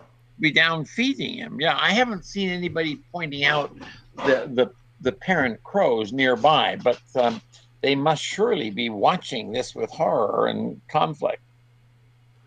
Well, well, we had quite a lot of activity earlier. I mean, they're not stupid. They know what's going on, right? I mean, they were completely aware. They were bombarding the nest quite close, actually. Yeah, yeah, I don't doubt. Yeah. I don't doubt at all. Yeah, yeah.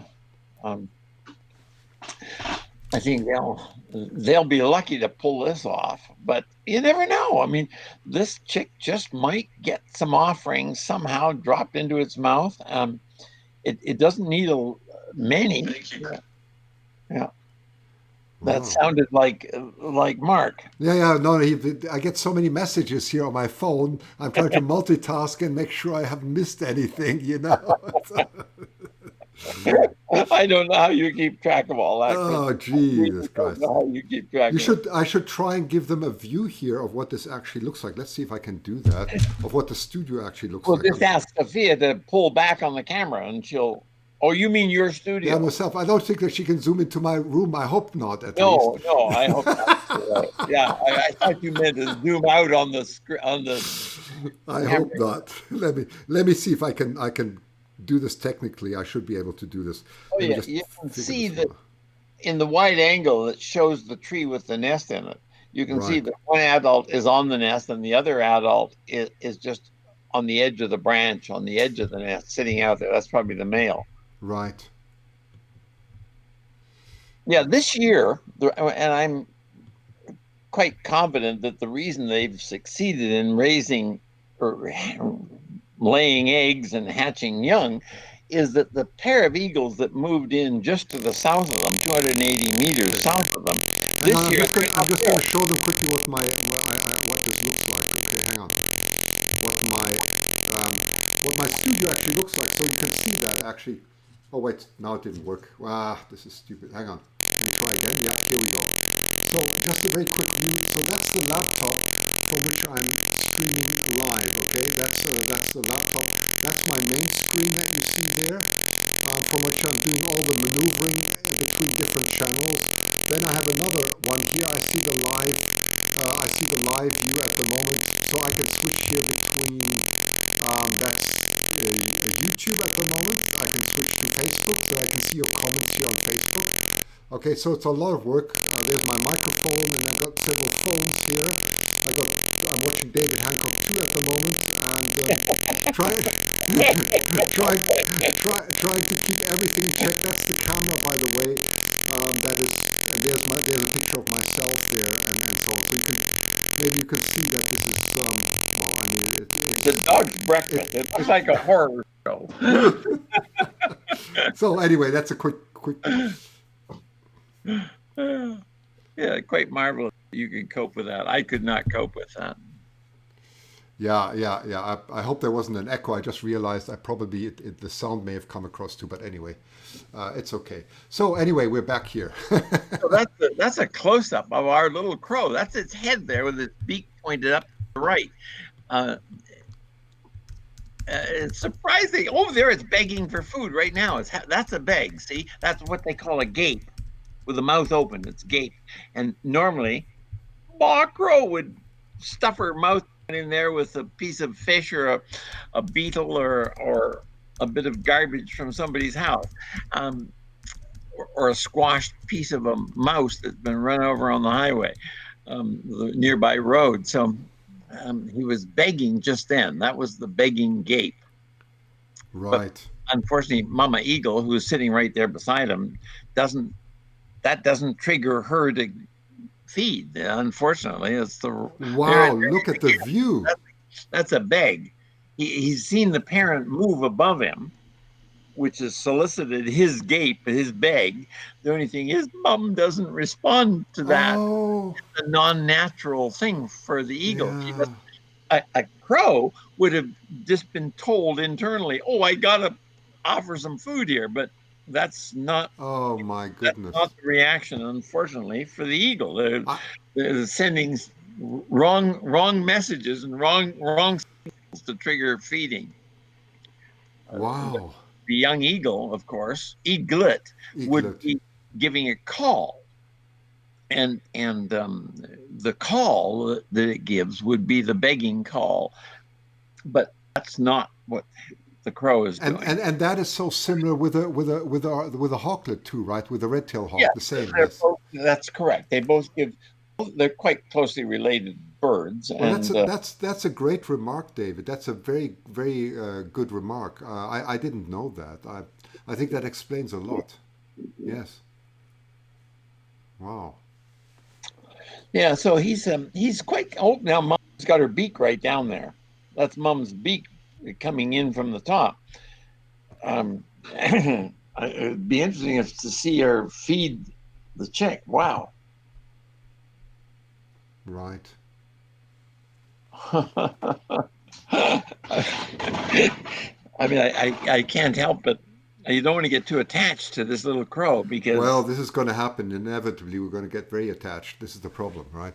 Well, that's yeah. I mean, that's not a good thing because. No. I mean, if it does figure out how to reach up and grab food, and the mother drops some into it, it's well, it might buy with three more days here, and it might survive. It may even get by with 2 more days and jump off the nest site, and then it's away. I mean, it's away to where its parents could feed it. I don't think it's a thinking of escaping. I don't think escape is in the menu of the crow. It's just that it's looking for food and not necessarily getting it the way it begs. It doesn't elicit a feeding response from an eagle. It would elicit the feeding response from a mama crow, but not from an eagle. Okay, David, I will have to run now because my work is calling me. So, So anyway, it's been I just have to check. This has been the most amazing live stream. Wow, we've been on the air now. Let me just check for how long. I can't. For 3 hours and 22 minutes and no 23 minutes. 3 hours 23 minutes. That's incredible. So I can't believe this. Oh, you were on here for a couple of hours before you. Yes, called. and I didn't even realize. Anyway, I would like to thank everyone really from both David Hancock, eagle biologist here, and also the founder of Hancock Wildlife Foundation, myself, for taking part in this video. And if there's more, we will be live very soon. If the crow indeed makes it another 24 hours, which of course we hope. Then we will definitely be live again. So I would like to, yes, Sherry will definitely keep you all updated. I wanted to thank you so much, and thanks for the kind donations. And please subscribe to SassePhoto, and you'll get all the updates. And give thumbs up. That's just a little thumbs up makes a big difference. Let me interrupt because I'm not doing this on my screen because I'm not set up right now for it, but I hope some of our people are doing screenshots and screen capture. They are, of course they are. It's happened already. They are. To have a record. Oh yeah. No, that's all happening. That's a very good shot. Oh, there was after a begging call again, but and this, I mean, it's kind of fascinating that this is doing so well. Yeah. It is. No, it's quite incredible. So anyway, I better run and do some work again. But it's been an absolute pleasure, and we'll be live very soon. Thank you for your incredible participation. And I'll just blend in quickly. David Hancock, just say goodbye to everyone, David. So yes, goodbye. good to say hello in a rather unusual circumstance. Right. Yeah. Okay, and I would like to thank everyone, really. It's been absolutely wonderful, and we'll be back soon. Thank you especially to Sophia for doing incredible camera work, absolutely outstanding, really, and to everybody else at the Hancock Wildlife Foundation to make this all possible. Okay.